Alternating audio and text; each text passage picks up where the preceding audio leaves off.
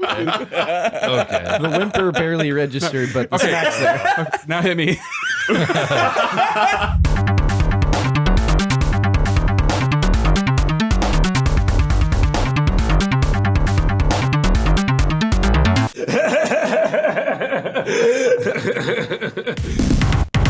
Doing this formally with a bunch of microphones when like we had a fucking S-tier conversation last night. There was rage, there was furniture being lifted, great. and it was like everyone. There was no. But we've gotten that out of our system, so no more Star Wars talk. Okay. Oh my God. No more weapon durability talk. That's been played out on this podcast. We're on episode 109, Hey, and but you guys can talk about God of War Ragnarok for real now. We can. true. It's gonna be great. Chris can hear my hot takes. I've got DJ heard takes. them. I've got takes. I've heard EJ's takes, at least in my head. Can't wait to hear yours. He's just. Story's non-existent. Don't really see the journey we were supposed to take here. I feel like I made some valid points last night in our I conversation. heard you. Okay. Your notes were very cognizant. I loved your quick little like off the brain note checklist. Right. That was fantastic.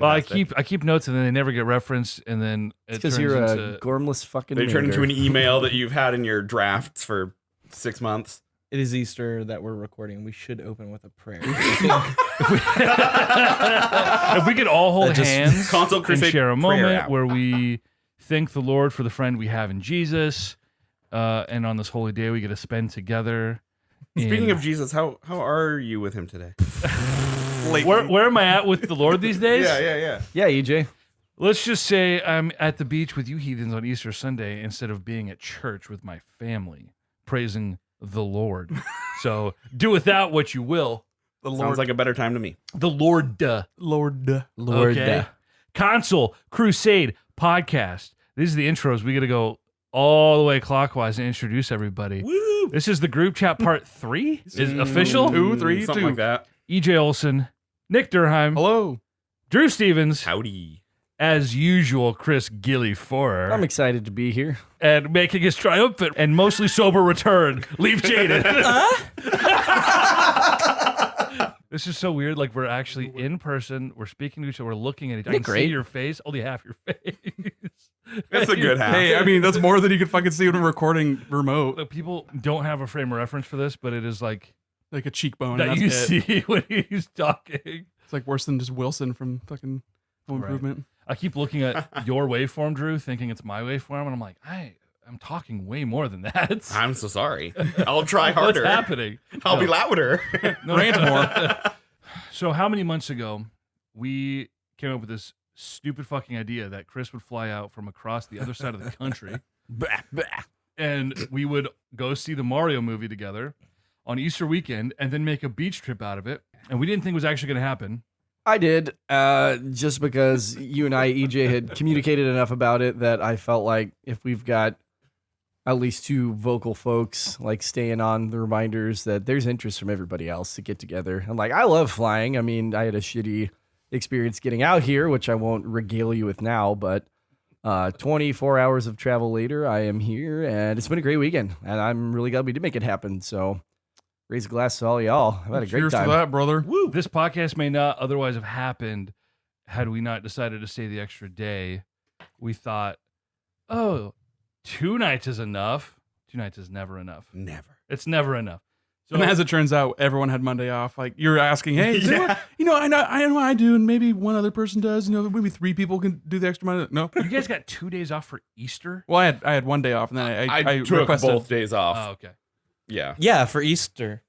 Yeah, for the Lord's Day. That. I'm just For the getting my Lord. class together. I don't have shit off. I was just like, y'all are rehearsing scenes. You're adults. Like, do your scene work. And on Monday, I got my buddy Alan coming in to teach something for my one class that day. I'm just being, irresponsible. I needed time to go to the store and get all the half-price Easter candy. Dude, I crushed a freaking Hershey's extra large milk cookies and cream to the dome last night. And you just Entire ate it like a thing. freaking heathen. Dude, the full bar. You Taking didn't bites. break off any of those. Those perforations meant nothing. Why did they make perforations in the first place? Why? for normal people for sharing. No comment. So we went and saw the Mario movie. Wahoo! We've talked about it a little bit. We've tried not to blow our load. Too late. I Speak for screwed up. yourself. Nobody say it. No, the intro is just going to be Leaf yelling, "Come corner! Come corner! This is Oh, yeah? Lee's new bit. He just makes sexual noises. Let's go. Let's go. That was the saddest. Mushroom Kingdom, here we come. Oh, That's the intro. Okay, we figured it out. It's all come around. No, it's the Seth Rogen Donkey Kong laugh because you sound like Seth Rogen. oh, that's true too. You're going. That was pretty good. I don't sound like Seth Rogen. You're going viral on Reddit for sounding like Seth Rogen. No! We just sample like every time I've ever screamed no into this podcast over the last 6 years. Yeah. You This gonna is do that in super like good. 3 Have days? to. That's way too much. I only have the effort to go back into the backlog and pull clips. when Specific it's to clips make of a Chris. point. Yeah, exactly.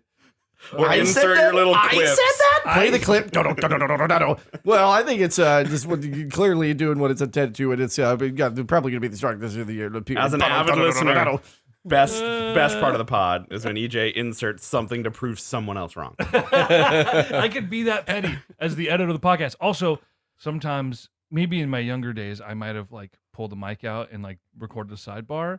That seems like a lot of work. Now I can just go generate an AI voice and cut to that. And it's just like a random woman being like, actually, Chris, you are wrong, stupid son of a bitch. And then it cuts right back out of it.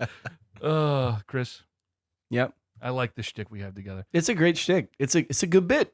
Mario movie. We talked about this when it all happened, and I think there was probably some mutual rage about the voice cast.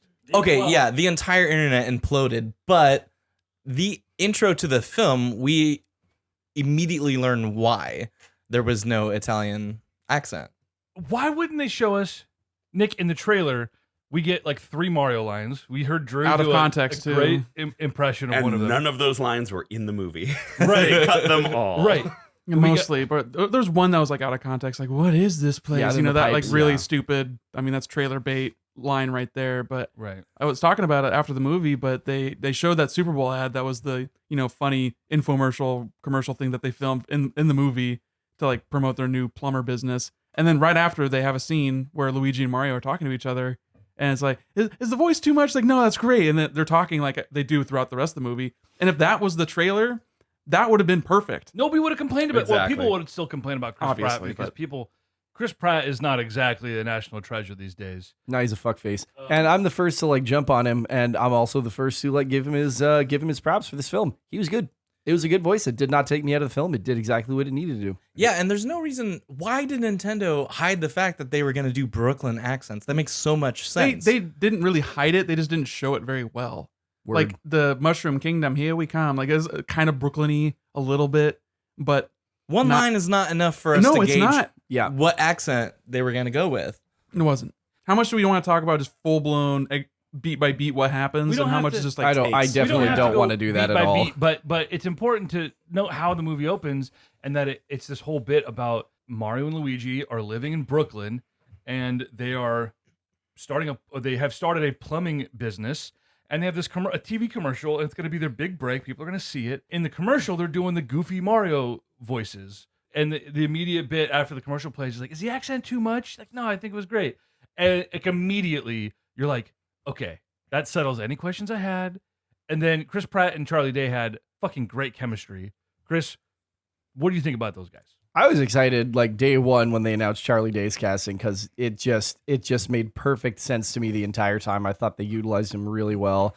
I thought Chris Pratt, I thought that the Brooklyn worked well. I thought that he did a good job. I was sort of worried he'd be sort of stiff or that the voice would be such a small flavor that I would just be like hearing Chris Pratt the whole time, which you can get away with some of the smaller characters, right? Like we'll talk about Seth Rogen's Donkey Kong, I'm sure, but I thought there was a capable performance by both of them and sort of formed the backbone of this film of how much these brothers really like love and look out for each other, which is, I don't want to say like that's the character arc because that's sort of where we start with them, you know what I mean? But it's sort of like the reaffirmation of like, this is what's most important is like family, the ties that bind your siblings, like reinforcing that sort of was like the spine of the film, which worked really well for me. What worked well, Drew? What did you like about this movie? The score was fantastic. it It was such a perfect mix of the retro sounds that you'd expect to hear as well as just great remixes of those. soundtrack wise, as far as licensed songs, that left a bad taste in your mouth. I wish they could have just done everything the remix of the classic stuff. Right. But you gotta get those butts in the seats. You gotta play some Take on Me and some AC/DC. The music and sound design was really good.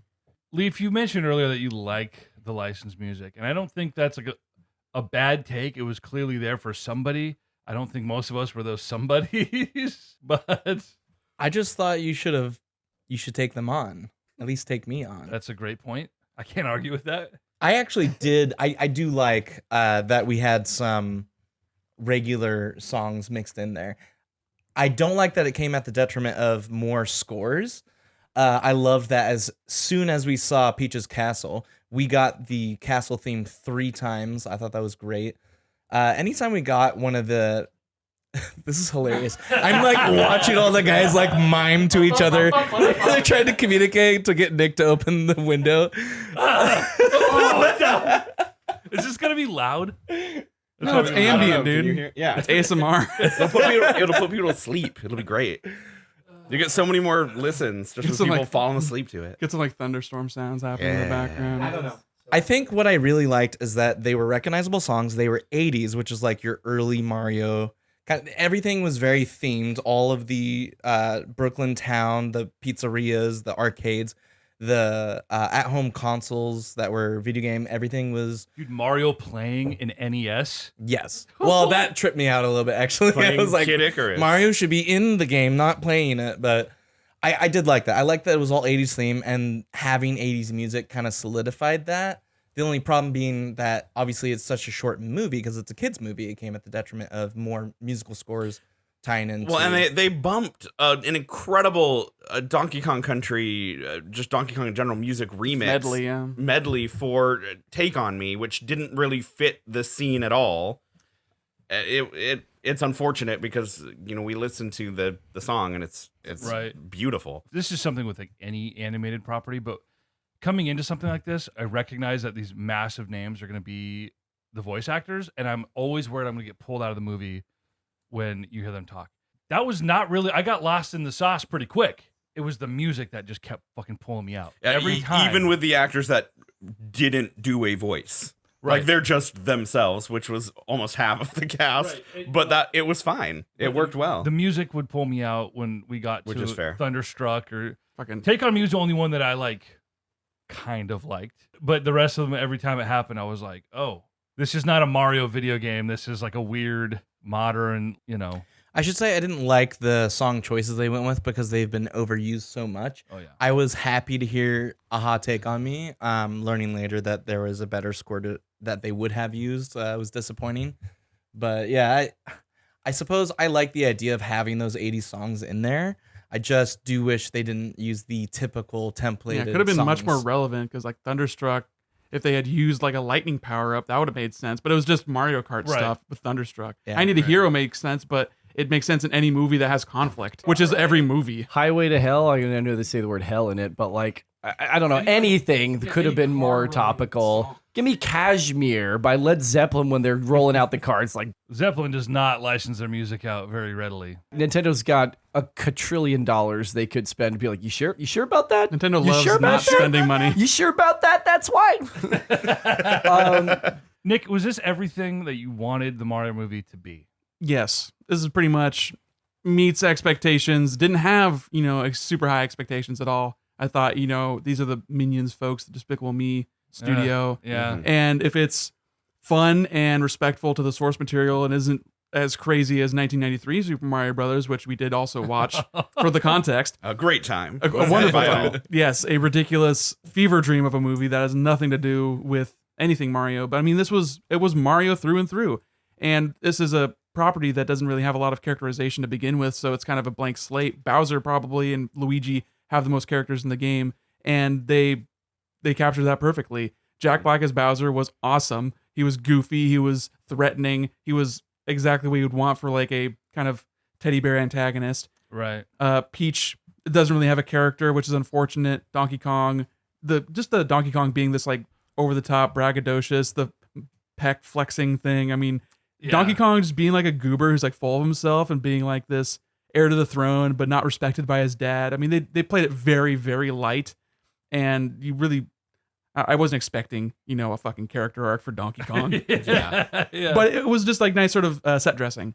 And I thought that worked well for me. And then Charlie Day's Luigi, obviously, we talked about that. And that's just perfect. Just the frenetic, stressed out, scared guy. But I mean, the casting and the arc and just the whole music and the sound design choices when it wasn't the 80s songs, it had everything I would have asked for. I mean, as soon as you see Bowser grabbing the Power Star in the first trailer, you know what the ending of the movie is. And guess what the ending of the movie is? I mean, it's not a spoiler. It's just what you want to be, and then it does it. Right. This is something interesting. And Chris, I'm curious to hear what you think about, like, last night we had briefly talked about the review scores, the critic consensus about this movie, which has been quite poor. And something that I was thinking about, I don't watch a lot of animated things because a lot of animated things are just not very good. And I always say, like, cartoons are bad. But there are really great animated properties out there. To me, most animated movies are either like ADHD fucking fever dreams made for 9-year-olds, or they're like the most played out, watered down Pixar bullshit with no heart. This was like a fucking family movie. It hit all the notes it needed to hit. It had some things that were done really well. It is not that deep, but it actually managed to both be something that like kids are going to fucking love and something that we literally all laugh through the entire time, smiling the whole movie. It's like a real family movie. It's definitely for the parents who are getting dragged by their kids to see this movie. They're going to have just as much fun. Even if you weren't a gamer, you didn't grow up playing Mario, you're still going to have a blast. And yet, I want to speak to this really quickly while we're on the subject still of like things that we liked and things that were really cool is that, I mean, this movie for us, like we were the biggest kids in the theater, first of all, in terms of like yes, we were. Laughing and looking at each other. And literally this movie is the Leo pointing at the TV meme incarnate for people who play these games and love these games. And we were literally pointing this, look at that, look at that, look at that, look at that, like the entire fucking movie. Right. Just how loving and thorough they were, and not only like Mario lore, but like broader Nintendo and NES especially. Like we opened with Mario and Luigi in the Punch-Out Pizzeria with photos of Glass Joe on the wall and Little Mac and Doc and his title belt and his trunks and his gloves are on the wall, and like a Jumpman arcade game right there, which is being played by a character voiced by Charles Martinet, who's the original voice of Mario. And through the whole film, it's like that. Like in the Mario Kart section, like Mario's like drifting around a turn in Rainbow Road, and his fucking sparks start going on his wheels, and he gets a little boost. And then we see a section where we like zoom in real quick on the wheels as he's going yellow, orange, purple, and gets a big boost out of the thing. And the blue like paratroopa that we're like, oh my god, he's gonna do the thing, and then he's like blue shell, and that's the whole movie. The whole movie is like that. Like, yeah, I didn't expect to be Easter egg hunting this weekend, but the film was littered with Easter eggs. Nick did not like that. Oh, Leaf, you clever son of a bitch. I'll answer your question though, EJ, which was critic consensus. Yeah, like as soon as I got out of the movie, I was sort of like, I think I'm both of the Rotten Tomatoes scores at the same time. Where like I enjoyed this movie 98%, like the audience score. Like every single minute I enjoyed myself. And the only like 2% I didn't, which is where I was like, 52% critic, is moments with the script where I sort of initially felt like, yeah, this is a bad script. Like they're really hand wavy about a lot of stuff, where we get moments where like, they're like, yeah, there's power-ups in the blocks, and I forgot to tell you, if you get hit, like you lose the power-up, and stuff like, oh, I don't know about that. And like Toad catching up and going, I want to defend you, and Peach is like, yeah, I don't know about that. And Toad's like, but I really want to. And Peach is like, well, you convinced me. And that's like literally the exchange from the film. Then we watched Mario 93. And I love that movie. That movie is like very close to my heart. But rewatching that, I went, that is a bad script. That is a bad script. Mario 23 is not a bad script. It's a script that said, you know what? If we go down the rabbit hole of trying to explain all of these things, like, do you want Mario 93? Because that's how you get Mario 93. Like, we're literally going to get, like, well, how do they jump? That's a great question. I bet they have these powerful boots. Okay, what character can we assign? Well, Thwomp hits things really hard. great, they're thwomp boots. And how do they jump? Well, they need some kind of fuel. Bullet bills. We'll use them as like canisters in the jump boots. That's what happens if you go down the rabbit hole of why are there power-ups? Why do you lose them if they get a hit? And they were just like, this is a thing that happens. And we move on from it. And we get on to the crux of it, which is more Mario stuff, which is more like misadventures, which is spending some more time with these people, seeing the relationship between them develop, and then returning to this brother relationship that we see through the film. Oh my God, Baby Mario and Baby Luigi.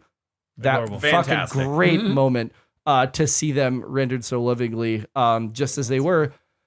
Yeah, it really did soften a little bit of my thoughts on it, where I'm like, you know what? It's not a bad script. It's a script that said we're doing only what we need so that we can keep moving through the overall plot of the story, give you some great action, and then give you some big heart when we wrap it up. There were no moments in the movie, and I have these moments a lot. We talked about it every week. We did Last of Us recaps, which, sidebar, who knew the key to adapting a good video game property is just adapting the actual video game?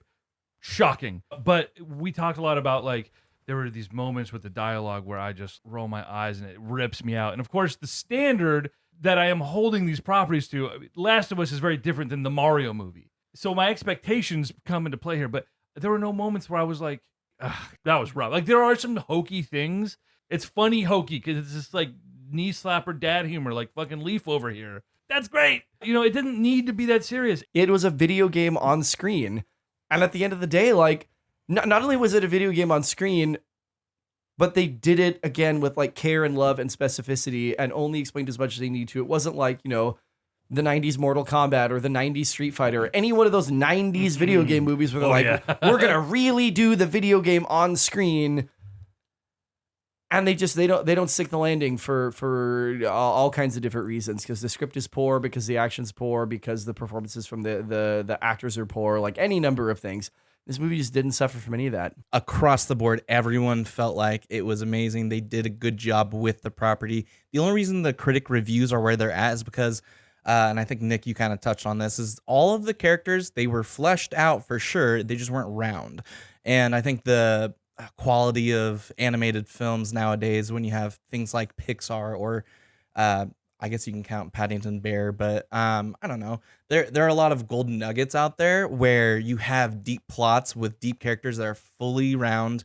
I don't think any of us expected that in this movie, and especially when you have Nintendo property, they were never going to allow Illumination Studios to really flesh out a round character in a way that's like would cut you deep, because that's their property. I'm surprised they let them do what they did with this, which was, you got some interesting motivations. There was a little bit of roundness with Luigi towards the end, becoming brave, right? And he was always relying on his brother.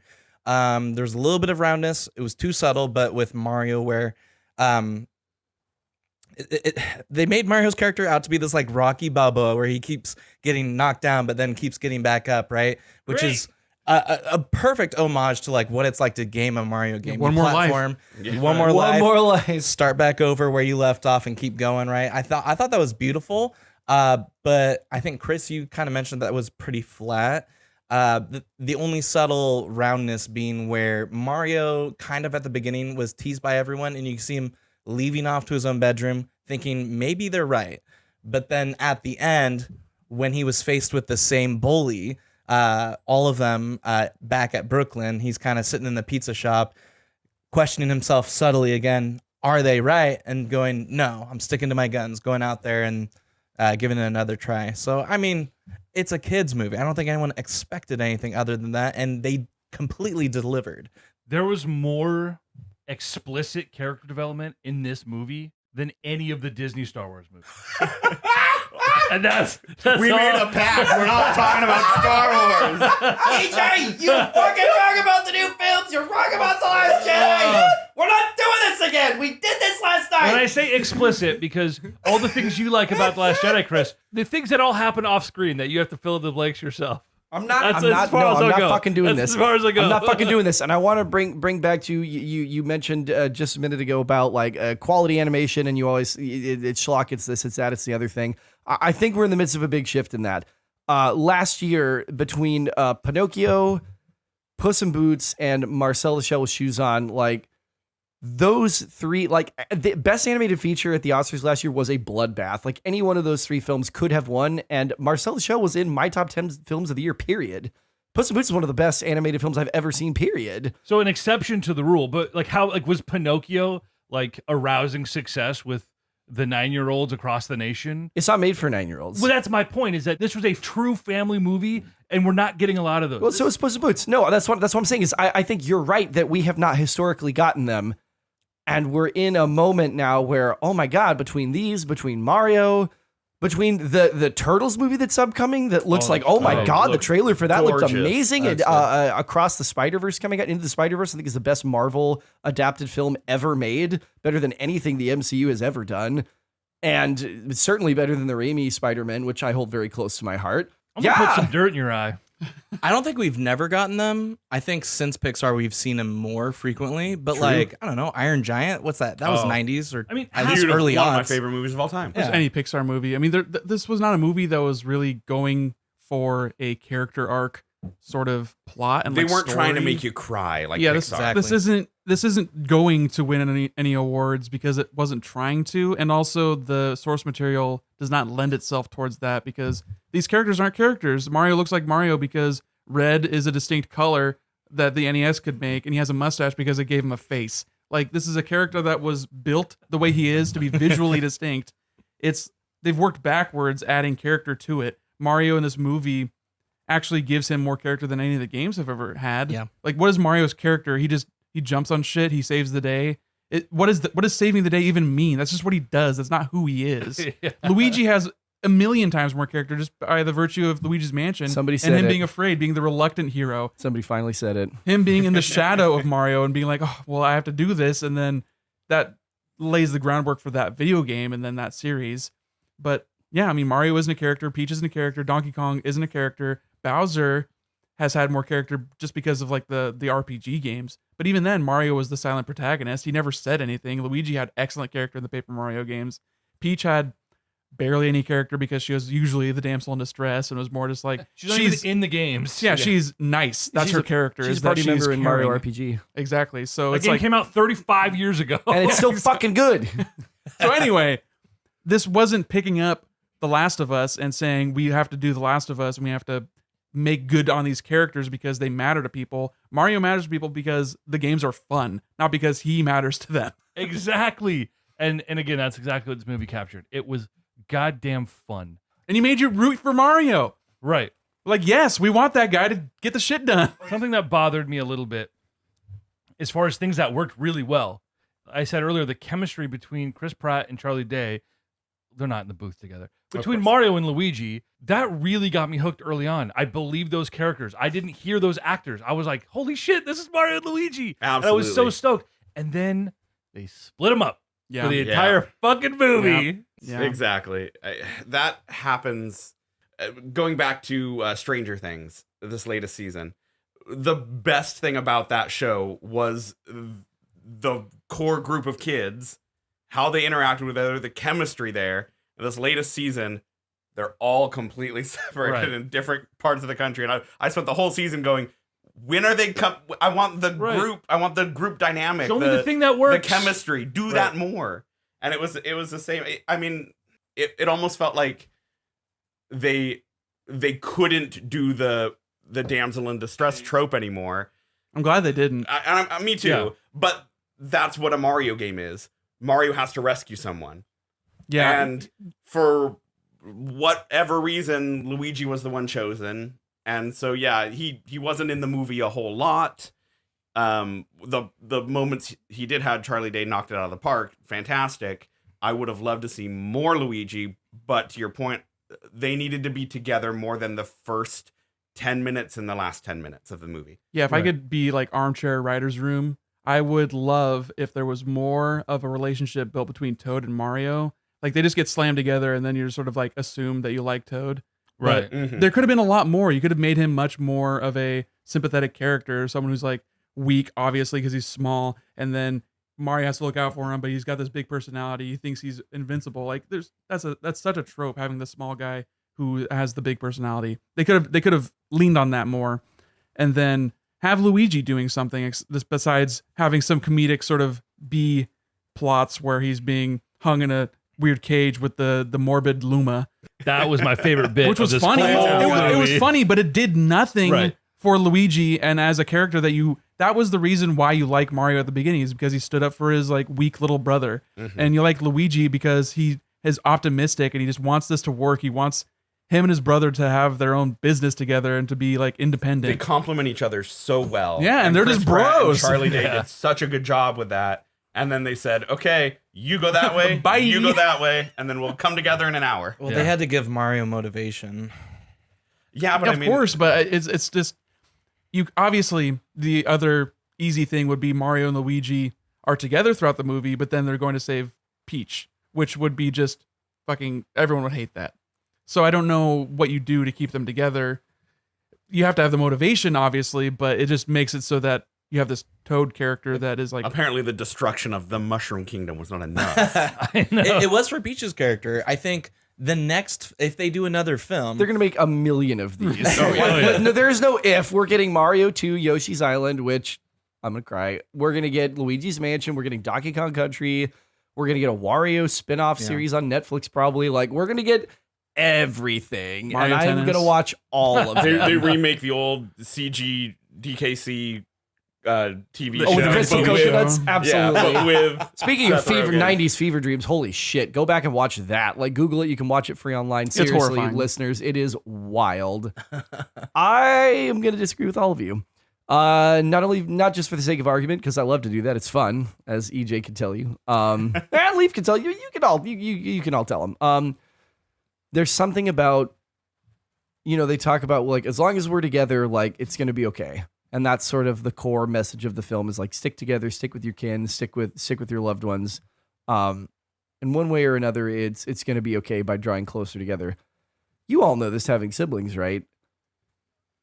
We can't only exist in relationship to those siblings. And so I think that separating them and giving them an opportunity to figure out, like, what am I about? Mostly Mario, because he's the one in the fucking red suit. And like, Luigi forever. I'm a big fucking Luigi stan. I was wearing a Luigi And he hat did have his moment at the to end the with film, the manhole. and he got his moment, and I love that for saving him. Mario, the actual main character. Yeah. Oh god. But we had to Defeating the see point them, you're literally making. Yeah, we had to come into. They have to come into their own as individual people. They can't only grow together because that's not healthy. And so I really appreciate that for a number of reasons of like, yes, come back to your siblings. Yes, protect the people who matter to you. But also you need to be you and you need to know what you're about and you need to know why you are doing it other than just for that reason. I do know why they did it story-wise, and there's got to be a moral, but it's just the selfish part of me just wanted more of them together, back and forth. I just wanted more. No, I love that. And I would argue that means that it was successful in its goals, which is they want you to go, no, we want them back together. Like, this is right. This is stakes good. are high. Yeah, exactly. Like, to me, that's like, boom, effective writing. Like, y'all felt, give me more of this. They took it away explicitly. And you were like, no, like, I want to see that again. I want to see more of that. And I'm telling you, Mario Brothers 2, we're getting it, so don't worry. That'd be great, but then you have an hour and a half of Luigi doing literally nothing. Yeah, if they could have given him a little more to do. He is a MacGuffin. He's not the main character. It's I the hate Mario it. Bros, not the. It's Because that's the name of the Mario, game. Mario, and Luigi Mario. Because that's the name of the game. The only not reason you like because Mario they're is because of co-leads. Luigi, though, and then you take away that motivation for us to keep caring about Mario, and you're just like, well, give Luigi anything to do. Yeah. Give him some fucking hijinks to get And into. I'm sure they will in the sequel. Like, they know. And they've Sneaking got so around much- Bowser's castle, like trying to escape Kamek, who's got a great voice actor because they hired a voice actor for the voice. They could have given Charlie Day like a B plot, but they just had him sitting in a cage. The I movie will could say- have been 25 minutes longer. Yeah, I mean, it was Yeah, brilliant. easily. Oh, I don't know about that. Like, that's, I think we may have felt a little bit because we all commented when we got out of the film, not an ounce of fat in that movie. Pacing's great. I think if you add a whole ass B plot, Padding. we may go, oh man, like start checking the watches and stuff like that. That's fair. All that being said, it was a fun experience. And we can sit here and nitpick it and say, oh, this is what they should have done differently. It's what they could do differently next time. It was so nice to actually walk into a movie and walk out being like, that was nice. Yeah, it was a lot of fun. It's been a while. It's been a long time. God, I can't believe it's done so poorly with critics. Who fucking cares? Like, it doesn't matter. Like, this movie's going to make $1 billion. It is on track in its opening weekend. in a Quote, unquote, weekend. all 5.5 days. $377 million. It will at Is this that point. worldwide? Yeah. Are they in China? China. I'm sure they are. I'm sure they're everywhere. It is going to surpass Frozen 2 and become the highest grossing opening weekend for an animated film of all time. It is very likely going to end up becoming the highest grossing animated film of all time overall, period. Do you know what currently? Lion King. Lion King. Pretty sure. The original Lion King? Really? No, the new one. Oh, that's depressing because that Yes, was it a is. sad, It's sad, without a Frozen, like OG Frozen. uncanny Whoops. valley. Are you Googling? I was going to Google. Okay. Let Bless. DJ Google. Thank you. Come on, stat boy. It's a Can we talk PTI about some joke, stuff sorry. that The we- Lion King remake at $1.6 billion. That is depressing. And they've taken, in one weekend, they've taken like A fifth over of that. 33% of that. N- No, a mm, fifth, over 20% of that. Yeah. It Yeah. could Wow. beat it. It could absolutely beat it. It's Lion King, Frozen 2, Frozen, Incredibles 2, Minions, Toy Story 4. Of course, a lot of the modern movies because this doesn't account for inflation. Wow, that is shocking. The Lion King, Yeah, that's upsetting because that was such a. Heartless. lifeless. Ooh. Nice. Gesundheit. Did you mute your mic? Look, we it's a all force- heard it at our mic. It's a force of habit where I'm like, Okay. oh no, I gotta block this. That's fair. I don't even think I got. No, that's my laugh. No, I did block the sneeze, but then my laugh is. Okay. I'm sure I picked it up. Let's talk about the action. Every time we got into an action sequence, whether it was Slapstick. right, or if it was like early on, there's a bit about here's how you platform. This is a platformer. Do the thing. Montage scene. And they're right, and they explain to us the rules of the Mario universe. Eat the thing, you grow big, you get hit, you get small again, jump, boing boing, yada yada. Whether it was that or the race sequence, which was just thrilling, it was awesome. And the animation, I haven't seen Puss in Boots, so like you say, Chris, that's like top tier. I don't have that frame of reference, but like, when's the last? I don't even know the last time I saw an animated movie in theaters. Spider-Man. But like that would have been it probably. That was 5 years ago. Yeah. And I didn't leave that movie being like, wow, that was the best thing I've ever seen. I was like, oh, that was fun. Like I felt better leaving the Mario movie than the Spider-Verse. That was fun.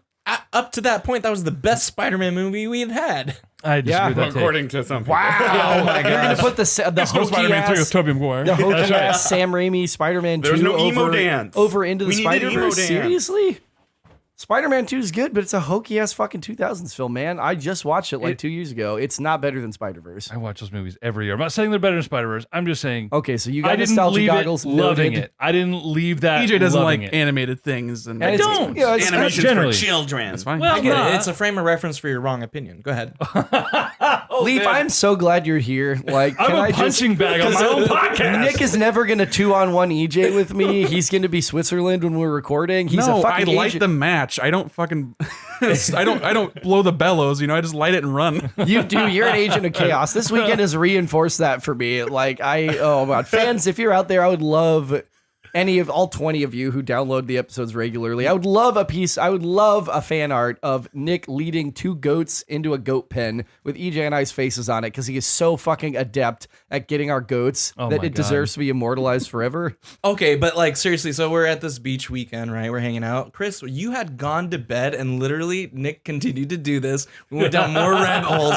And while you were upstairs, literally at one point we got EJ, you were so heated, you picked up a table and you started yelling. I heard y'all when I was trying to go to sleep. I heard my own name being mentioned from upstairs. I was just tired enough that, the switch flips and it's like, I'm going to bed. I don't care. But I heard that the conversation continued, literally. Nick loves to sow discord amongst his friends on his own podcast. You piece of shit. I'm a pot No, stirrer, it's I'm good sorry. theater. It's good fun. And this is how I think back to a lot of the best times of my life. And it's just 3 or 4 or 5 friends in a group fucking almost coming to blows about something incredibly stupid like Dragon Ball Z or Pokemon or the Mario Bros movie or The Last Jedi. And so it's great. And I wish we would have had a hot mic last night because that was a ripper of a conversation. That was dude. great. At Yeah. one point, everybody is screaming and Except Nick is for just sitting Nick. back like, And the great thing is, Nick dropped a grenade and just walked away. yeah, as soon as Nick baited The Last Jedi, I know I told y'all this last time before our listeners, I looked at Nick with a face that didn't say, I see what you're doing and I'm not going to do it, but a face that said, I see what you're doing and I'm not going to apologize for what I'm about to say because of what you just introduced. I can't help myself, but I just loved that little silent exchange we had where he was like, yeah, I know you know, and I know you're going to do it anyway, and I fucking did. Oh, I love that. I love that you're willing to poke the bear, and I think that's because that's like what drives tension, even if it's just like good fun. It's just like in the movie. It's the action. Bring it back. It's Bring very it back. arousing, right? So The passion. We were talking about the action and the platforming, and that made me think of we see Peach do the platforming challenge to show Mario how to do it, basically get the ball rolling with that and have Mario have his little montage moment. The sound is the gas that doesn't have the pilot light, so it's just filling the room with gas. It's the laptop. Oh my It's the god, fan. it's the heavy It's the breathing fan. laptop. Oh, I thought we were all gonna die, but instead we just have a loud MacBook in the room. Great. Peach does the platforming challenge flawlessly, kick ass, huge moment, gets the flagpole, descends down gracefully a la Mario 2, and it's just like great. And then Mario is like, you want me to do that? And then he tries and tries and tries, keeps getting up again. Because that's his character in this movie, is he doesn't give up, which is a good character. I mean, it's a good heroic nature to root for. I need a hero. Yeah, and then we get that we get the montage song. But I mean, they had like a real song for when Peach was doing it, so that was always in the cards. But I thought that was really well animated, sort of showing the parkour nature of her running through this course and it being dimensional, it being like the 2D blocks and having the little donut blocks that fall down, the mechanical piranha plants. It was very much like a training course vibe. Very 2D Mario, but in a 3D space, but not like a 3D Mario like you've seen in 3D World. But I like the design choice they went with that just visually, and I thought it portrayed the action really well. How about the opening sequence was World 1-1 God. going through the That was construction great. site. The choreography. I don't know who was in charge of that, but A fucking plus. It was every dive, jump, run, battle or fight scene, the going through the training course, Peach, and then Mario trying it a dozen times. It was all so beautifully choreographed. I don't know if they got parkour people in there and then They mocap Mario. recorded it, and that's where they based the animation. I have no idea, but it was phenomenal. Oh, and again, Leo meme, right? That when Mario is having his most successful run of the obstacle course, he doesn't finish the whole thing, but he comes really close, which, character growth. He can't do the whole thing, and then he does the whole thing later, metaphorically.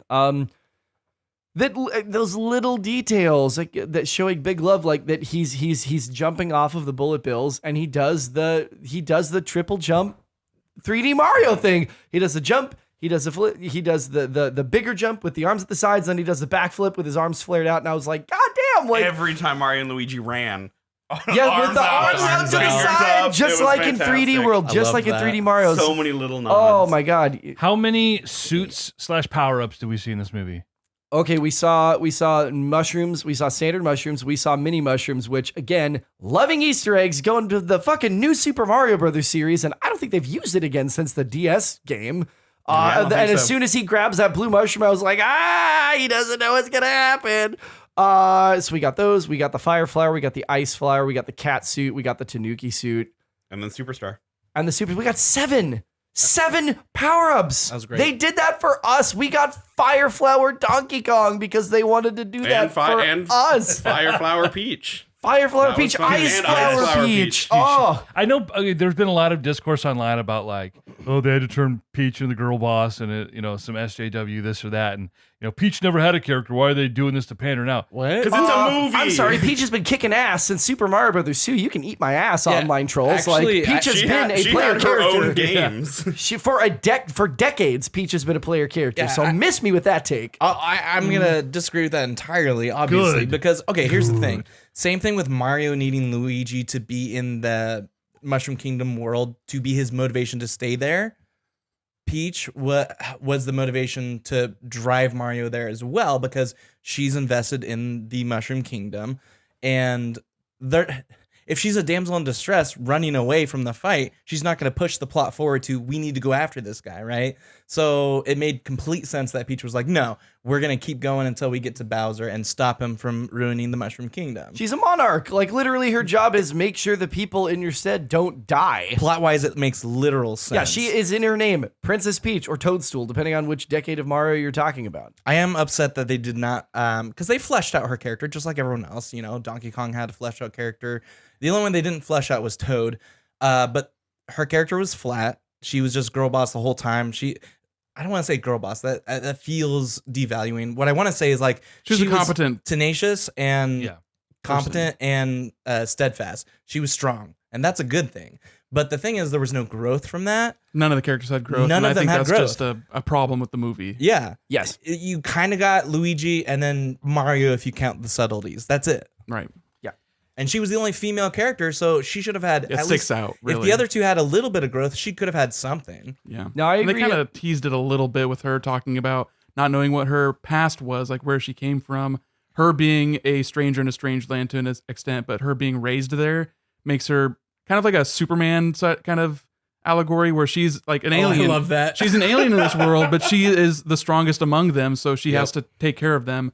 So she is like this leader character, but she never had a choice to it, but she doesn't want to have a choice. Like that's who she is. Right. Mhm. So that's like a good sort of place to be, but it doesn't have a good starting or ending point. Like you said, it's just flat. Yeah. So it makes it a little bit hard to be like, I like Peach. I like where she went because she was just there the entire time. Yeah. Well, none of them did though. So I'm not Exactly, gonna put that on Peach and do the whole No. thing of like, well, she's just a girl boss, because that's a disingenuous argument. None of them did, and this is where again, I feel that 52% critic rating, right? That it's like just because it's a kids movie does not mean that we don't deserve character development. Like kids deserve to eat steak too. Like kids don't only deserve to eat McDonald's, right? So like there could have been a little bit more development for all these characters, knowing that they are in fact tropey video game characters. I don't know about that. it I'm wouldn't- surprised they got away with what they did. Because It wouldn't this is have made it Nintendo worse, for property sure. at Yeah. the end of the day. Yeah. And I agree with both of you, Leaf, that like I am surprised with that they gave them as much unique characterization as they did, and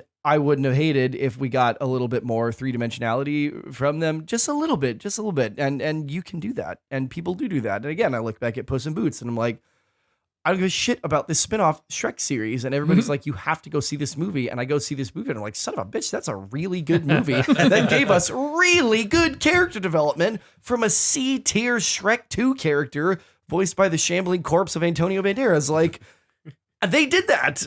It's possible. You can do that. And so I don't mind saying we can hold you to a higher standard while also saying I'm still the 98% audience score. Yeah. I still enjoyed the fuck out of it. It was Both fan of these servicey as things- hell, and it was Yes. good fan service. It didn't Yes. feel.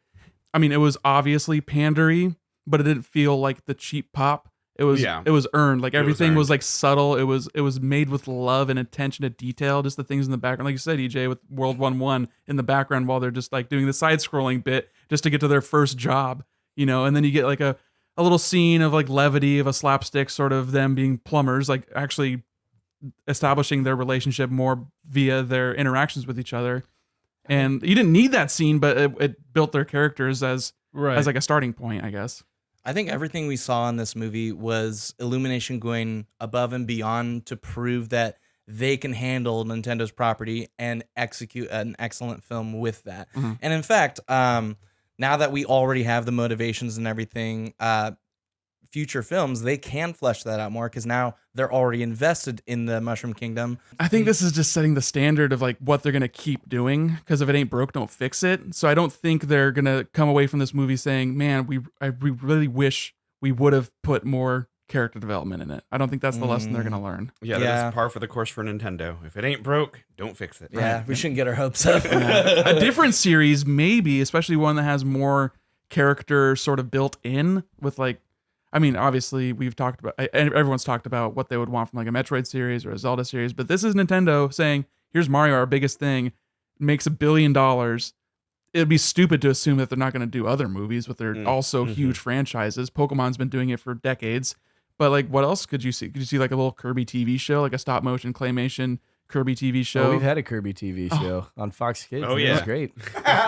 A lot of Nintendo's other properties, you're going to have a lot harder time adapting to a format like this. Mario, like, has a voice. There are loose story beats that this movie directly adapted, and there are loose characters, like you said, in these games. You know, and you said earlier, like, nobody's playing Mario for Mario. They're playing Mario because it's fun. There's enough to grab onto and then extrapolate into, like, a competent, if hour and a half script. fan service flat movie, which was like good because, and we liked it because we like Mario. We've played Mario games and we hear the songs and that gets us hype. Sure, but it's not. There was no development here. There's nothing that. No. They laid the groundwork for a sequel because they showed a end post credit scene, but they could have ended this movie and it'd be done and dusted. There's nothing that says what is actually happening later. What's going to happen after this movie? It doesn't matter. What would they do with a Metroid series? Samus doesn't have a voice.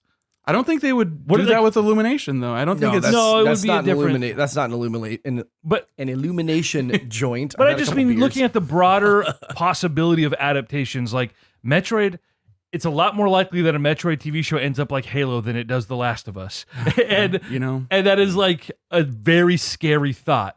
It depends on how you approach it, because those are two dramatically different games, despite the fact that they both ostensibly are like action games. Like Halo's a first-person shooter. Metroid Prime, of course, is like an FPS, kind of. Mostly it's like a moody 3D puzzler. One's more like military sci-fi. The other's more just sci-fi. It was Alien. Would you call Alien military sci-fi? Or is that just... it's like horror sci-fi. Metroid's more horror than Halo also has like zombie shit. But it would never be done by Illumination. I don't necessarily think it would ever even be animated. I think it would be something, although, I mean, maybe the folks who did like the Castlevania anime, like I'd see the shit out of a Metroid anime that they did. Right. But I mean, it's very, very, very, very different. That's you don't need a lot of dialogue. You really don't. Yeah, just have it be atmospheric. Exactly, and you're moving through these different environments, have different like encounters, big things that like move the plot forward. And say what you will about whether you like Mandalorian, it's a very successful show, and they got at least 2 pretty good seasons out of it, and people liked it. It was a big success. Yeah, and that lays the groundwork. Make a great Samus too. Pedro Pascal as Samus. God damn you! Yeah, book him. I'd watch that. That's for sure. Look, Pedro Pascal as Samus, and just do the plot from Other M. I think that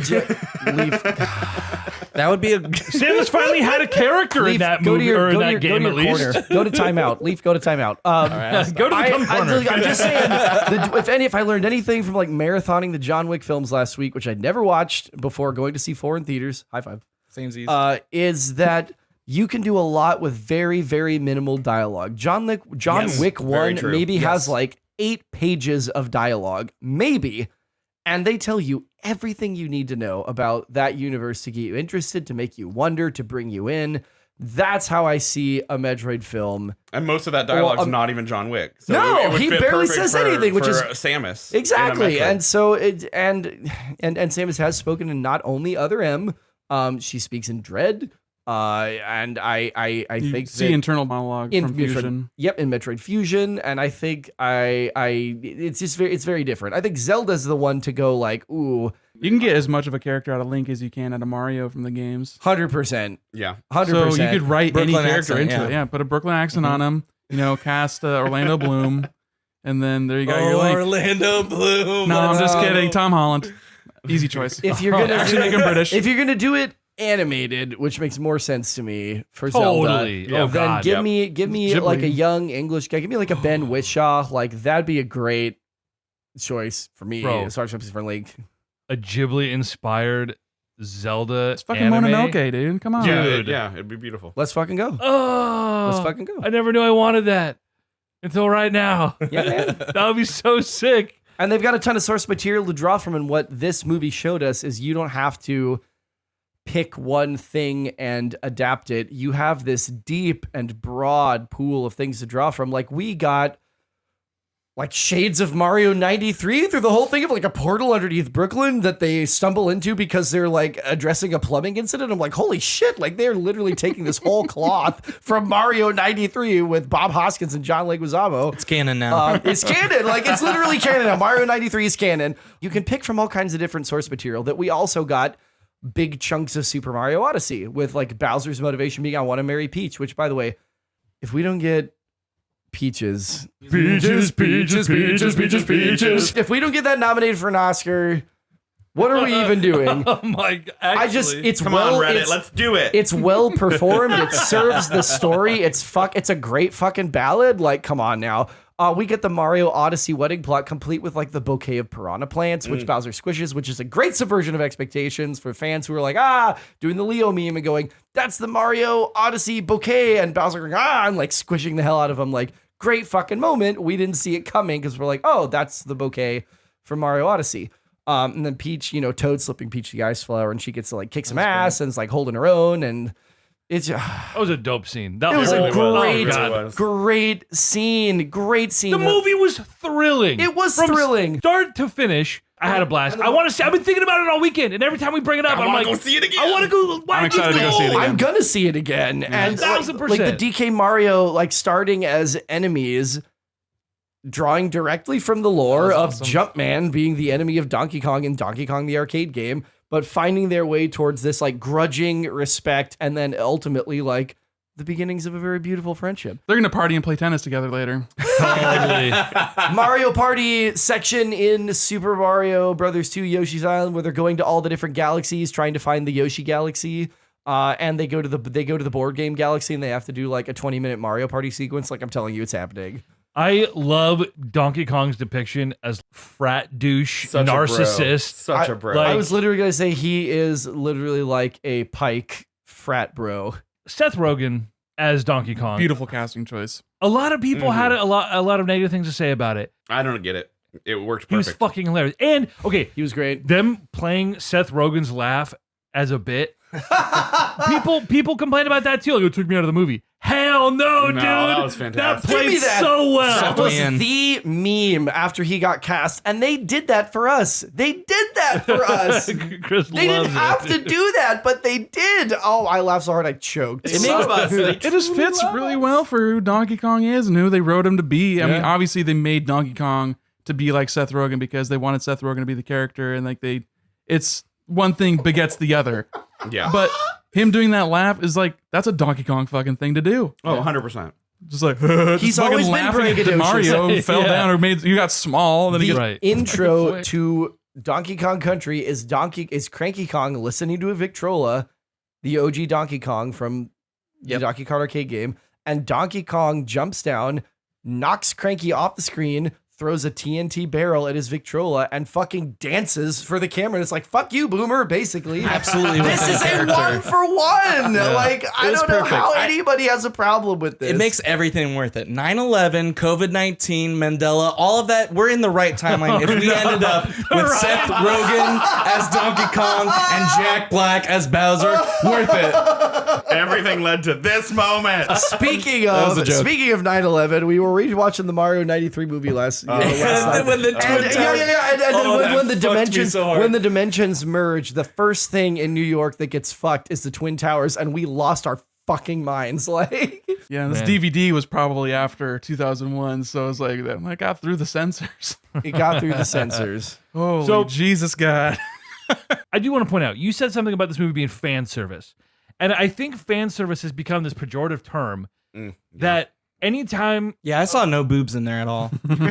that would have really serviced me. I'd like to see Peaches. There are a couple of shots where you almost do. So they're showing us things we recognize. That in itself is not fan service. It supported the narrative. It didn't take you out. They didn't linger too long on any particular thing. It wasn't done as a way just take all this random bullshit people will recognize and throw it in their face. It was Right. done lovingly. Right. It was all crafted and it was put in place very specifically for those people who grew up playing this game, who are going to be taking their kids Right. there. So they could be like, that's the thing. That's the Leo Right. It meme. felt rewarding. Yeah, It does, was- Right. yeah. Exactly. does fan service mean playing to your market? Because Fan Yeah, service is talking about? It's not an inherently negative thing. If you were successfully introducing fan service into your product, your fans are not going to complain You're about doing it correctly. Right. There should be some fan So- service in everything. So this movie was chock full of Easter eggs, like we talked about.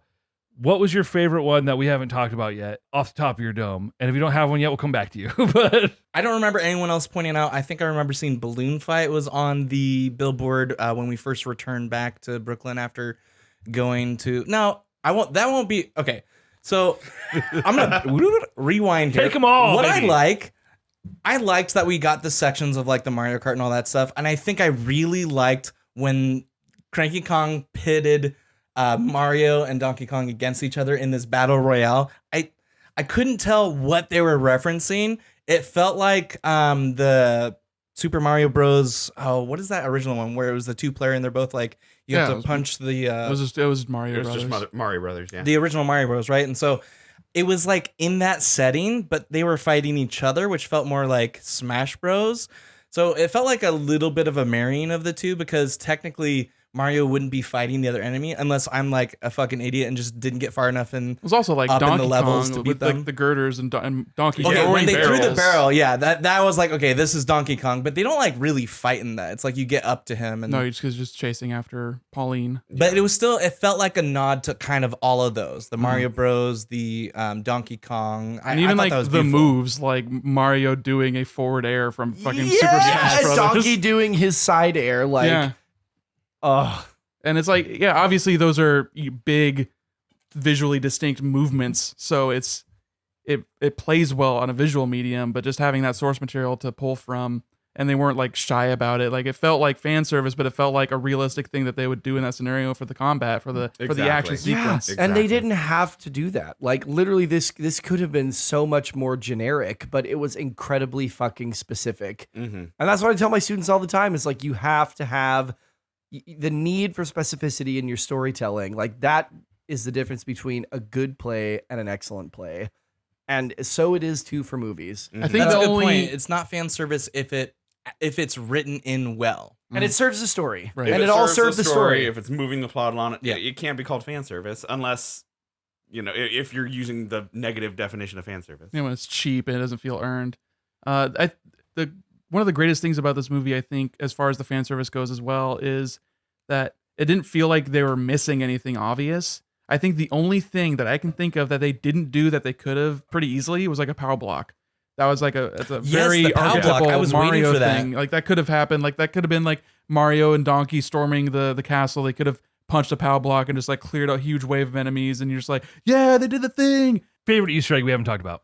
I just thinking about one to leaves. go. Okay, It- Drew. Drew's got one in the chamber. Okay, Let's it's- go. It's a bit of a deep cut, but if you are familiar with the speedrunning community for Mario 64, it was during the Rainbow Road race, and I believe it was as the big crushing car driven by the Blue Shell Koopa was coming after Mario, and he sees his chance that he can jump off the track Yes. on Rainbow Road and land further down on the track on the other. That was And he goes for it and he makes it, and that's a huge like time skip in Mario 60 or Mario Kart 64 for Rainbow Road. That was fantastic. Remember doing that as a kid. I didn't notice saw, that. I That's saw cool. it coming up. Yep. And I was like, Do it. when he's on, We were next to on each thing, other. and I see the track continue below him. I leaned over to Lee for Nick, and I go, he's gonna do it. He's gonna do it. And He did the it. camera told us that story where we saw Exactly. them pan over that he's thinking, Which the eye of the again character. makes it was an intentional choice. Yes. Like it moved the story along, and it was a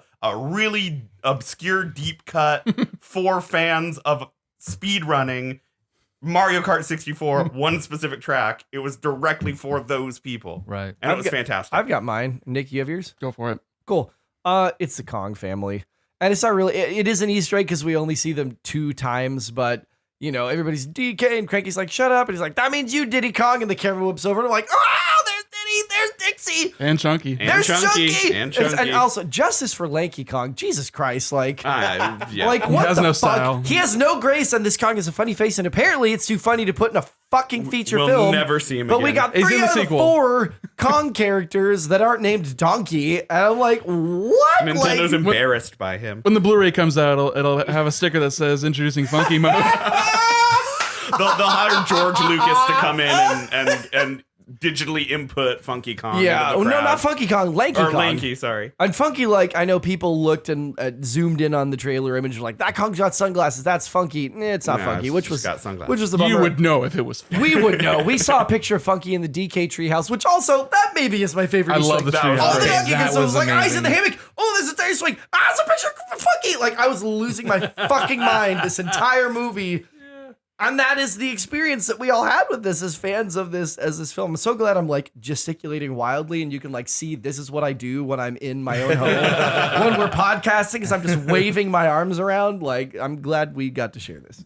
Nick, favorite Easter egg? I don't know. I just like all the general Nintendo memorabilia scattered around, like you already mentioned, the Punch Out, the Punch Out parlor, whatever they call it, the Punch Out pizza, and him playing Kid Icarus, and there being an R-wing on top of his TV. And, Castle Burger. Castle Burger. When he jumps to hit the pole to slide down at the end of 1-1, quote unquote, at the very beginning there, and opens the gate for Luigi. Yeah, it was just the little scattering of background stuff. I just like looking in the background, like, oh, what are they doing over there? The antique, or billboard.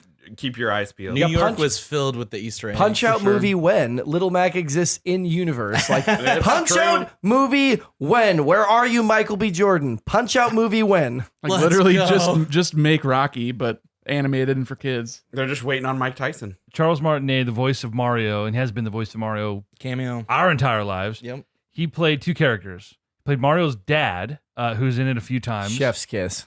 Which is just great. But he plays a character called Giuseppe that we see in the very beginning. You see him playing the Donkey Kong arcade, and he gives us a wahoo, and he does the Mario jump. Giuseppe is motherfucking jump man. He's got the outfit on, like from the arcade cabinet. From the arcade, he does the jump. He's got the reverse Mario colors as he originally was. Right. That was the first thing that really stuck out. Obviously, I mean, dude, my first video game console was an NES. It was Joust and Donkey Kong Jr. and Mario Bros. Play some Kid Icarus just like Mario did. I've never played Kid Icarus. Dick stomping hard. It's dumb. It's like Metroid if Metroid was only going up, and you can fall down to the bottom. Actually, no, I don't think it scrolls back down. I think if you fall down, you die. That is correct. Yeah. Okay. There you go. Mario movie, fuck, dude. The Mario movie, fuck. It was so good. I'm gonna see it at least one more time. I'm like, that's one that you buy.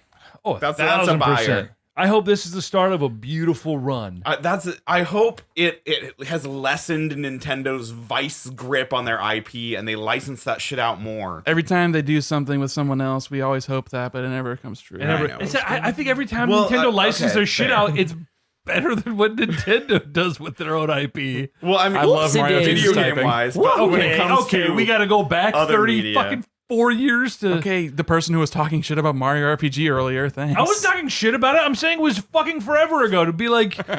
And it's a very fucking use this as a lucid, relevant point. I'm like, oh yeah, it's a top 10 SNES game. No, I don't disagree. I'm just saying the thing that Nintendo did when we were not alive, barely alive. It came out in the 90s. Came out like 95. Okay, we were 3 years old. I was a kid. Not a relevant example of Nintendo doing good things in the modern day. It was one of my first RPGs. I'm sorry. That was all Square anyway. To the Console Crusade podcast. The Console Crusade, shut the fuck up, cast, because I'm hungry, cast. Rolls right off the tongue. Looks like we're doing. We would love listeners to regale you a bit with the games we've been playing on this beach weekend. We played a number of things, each of us, some together, some apart. Some games were beaten, some games have been attempted, and I think it'd be worth our time to fill you in. So, Leaf, what you been playing this weekend? Just Splatoon. So I don't really play a lot of things every weekend. Sounds so much shame in that inflection when you're like, it's just Splatoon. All I do is play Splatoon Tetris? or Tetris 99. Yeah, you got some of that in there. I started to open. I forgot my game pack with all my cartridges in it, so I didn't have the ones that I was still kind of playing, like the ones that I can pick back up and finish, like the Pokemons that came out. I still haven't finished Scarlet, but Drew, what are you playing? I'm not actively playing anything on Switch right now, so I just opened up Enter the Gungeon again and got some runs in there, and then me and Leaf played some Astro Bears. Always a great time. 99 cents most of the time on the Switch shop. Everyone buy Astro Bears. And then we got a few rounds of Boomerang Fu in, which is another one. Tell us about that. Oh, it's God. so yeah, EJ, tell us about that. Favorite game, and he EJ loves quit it. like a And bitch. definitely didn't just abandon his controller. Oh, dude. It's a fantastic multiplayer fight. I don't know what you call it. Little top down like party combat brawler. game. Party game. brawler, Yeah, but it's all boomerang based. You're all little food guys, and you slice your friends up. slice your friends up, With a throw boomerang. boomerang at them. You get some fun power ups. It's a great Mario Party minigame expanded upon and made full. Absolutely. Graduated into a full little indie Oh, game. it's Yes. so fun. It became an adult. I gave up quick, dude. I was like, my brain, I kept hitting the wrong buttons, and I was tired. Every time I thought I was doing the right thing, I wasn't doing the right thing. I was like, what? To be fair, I just threw him right into it, so there wasn't much of a learning time there. So, Well, you threw sorry me about and that. you threw me and Nick into it, and we embrace it. And They EJ was adapted like, well. "I'm not immediately good at this, so Oh, you I'm guys gonna aren't get on sore my phone." losers though, so you know. Welcome to the life of a tag student, Chris. Oh my God, you just sent me back deeply in time, and I am wildly dissociating now. So thank you, Lillian. EJ, what are you playing this weekend? What are you playing this weekend, big dog? Other than not beating either of you pieces of shit at Mario Kart. And you never will. And that's not true. I lost by like a point. A singular point. You lost by 2 points to Nick. You lost by 1 point to me. You finished 4th overall, 3rd among humans. Not that we're keeping track. And that's the closest Not that we're thing. keeping And that's the closest you came. I Yeah. hung 57 points on you, motherfucker, when is- Drew was not involved. That was a lot of points. I don't know about that. I didn't really play anything other than today I popped on Metroid. And I gotta say, I felt really self-conscious with both of you pro gamers sitting on either side of me being like, just stop being a piece of shit and do the thing. And I'm like, I'm trying! I'm trying! Is that what you heard? Because what was coming out of my mouth was, dude, you're doing great. And That's here's so patronizing. It felt terrible. EJ, I could literally say, I literally told you were doing a great job, especially for a first-time Metroid player, and you're like, oh, you're patronizing me. There's nothing I could say that would make you not feel that way. Rudy Tooty ain't shit. You're so good. That's just my own insecurity because I'm bad at You're going to embarrass EJ. You're He's not going to bad at accidentally turn Metroid. into a morph ball again. Nick, tell me, over. back me up here, Nick. Like, he very competently handled Thardus as a first-time player. No, Am I wrong? you were doing, like, honestly, you were doing great. It was just, it's just clear that you don't play the game often because you're having trouble Or with that the controls. style or of while game. being watched. Yeah, while being watched, obviously you get a little performance anxiety. anxiety. Yeah. That makes sense because when I walked in, you were like on the couch sweating. I just assumed you were watching Cops. I don't. I guess it was Metroid. I don't know. But yeah, you wanted the button for what was the morph ball to be your missile shot, and like there's no like 1-to-1. You can't remap all the controls. There's a few different control options, so it's obvious. Like I was you trying to- would have preferred to do that. Trying to dash and recall my boomerang and it wasn't fucking working. Oh yeah, Eh. that's what happens when you play more than one game over a weekend. is Well, it if you takes turn a on little bit of gyro, I time. think that might have Oh been. yeah, for sure. There actually is gyro aiming as an option in Metroid Prime Remastered. Does it It's feel pretty any decent? cool. I haven't used it, so I couldn't yeah, tell you, I but- was like, Don't shake your Twin head. Six. They're not Leaf, so they haven't used it. I wanted to use love gyro. the Twin Six because this is what I've wanted literally forever out of Oh, the Metroid yeah. Prime Oh, yeah. Remaster. Nick, what are you playing this weekend? I revisited a game that I hadn't played in a while just to finish it because I was on the final boss, and just to warm up, I explored the labyrinthine sort of aspects of it because it is a Metroidvania. It is a game with a mouthful of a name. It is Record of Lodos War Deedlit in Wonder Labyrinth. Deedlit. Which is based on like a old like manga series and anime series, but it's really cool. It's very Symphony of the Night, super Castlevania-y, and just getting all the different weapons and exploring this area and switching back and forth between these elemental powers and the movement options and the whole look and feel of it just sings. Has a great soundtrack. The version I ended up buying actually came with a CD soundtrack. I have no idea where I put that because who the fuck has CDs anymore? But great sounds, Me. great gameplay, and I beat it. I finished the game. I beat the final boss. Got some weird fucking pixel art ending cutscene stuff with beautiful moment. people talking, and yeah, I mean the whole story is like this character who's mourning the death of her former lover because he's dead and they can't be lovers anymore. But she's in this Makes labyrinth sense. of you say labyrinth and it's like the obvious metaphor, labyrinth of despair, and she's like coming to grips with losing this person that she loved and all these other people that they traveled with, these adventurers, and it is her coming to grips with that. So the final boss is your ex that is dead, and you have to fight the ghost to let go. I hate fighting exes. I Yeah, just I want to know. go on record. Just It's bad enough when they're exhausting. alive, It's like now they're a ghost. But yeah, it was a great game. I had a great time. And then I started up Moonlighter, which is this is a weekend of roguelites. So I started up my own that I had brought with me. And it is a very Zelda-y, like top-down 2D Zelda style gameplay. that was the one you were showing. Yeah. Right, yeah. And I think honestly, EJ, you would love this. Leaf, you would love this. I'm looking it up on eBay right now. It's like $20, I'd say. It is great pixel art, great vibe. I'd buy that. It was beautiful. The combat feels a little bit clunky, but you come to realize and you pick up on it pretty quick that as you upgrade and get better weapons and better items and better armor, your movement gets a little smoother, you get more options, and it feels like you're growing with your equipment. And you try and go deeper and deeper into these dungeons, you're getting this gear, this material, and the shtick is that you're this little adventurer dude, but you also run a shop in this town. So you are selling these items. It is a management sim, like a capitalism sim. You're trying to sell these things for as much as you can get away with without making people unhappy. And if you sell too much of something, if you're like flooding the market, then people have less desire for it. So you have to start lowering your prices. So it stops being, you can't just like go and farm one material and that's like your cash cow, because people will stop buying it for as much. Who thinks of this kind of thing? Indie developers. It turns out they're the ones that make interesting games, and everyone else just tries to do the mass market appeal thing, which is boring. So this is a great game. I'm having a good time with it. I want to keep playing it. I just finished my first of the 5 dungeons. I don't know if there's any more after that. That's just what they've sort of presented me with. And each one has a different aesthetic from what I can tell, because you get like a little preview as you go through one dungeon, and you walk through a door, and it's got this like weird sort of portal vibe to it. And then you're in this forest area, and like, oh, I see what they're doing. This is very formulaic, but in a good way that like scratches the itch and like gives you something to look forward to. Like, oh, when am I going to get to the lava area? I'm going to fight some fire beasties.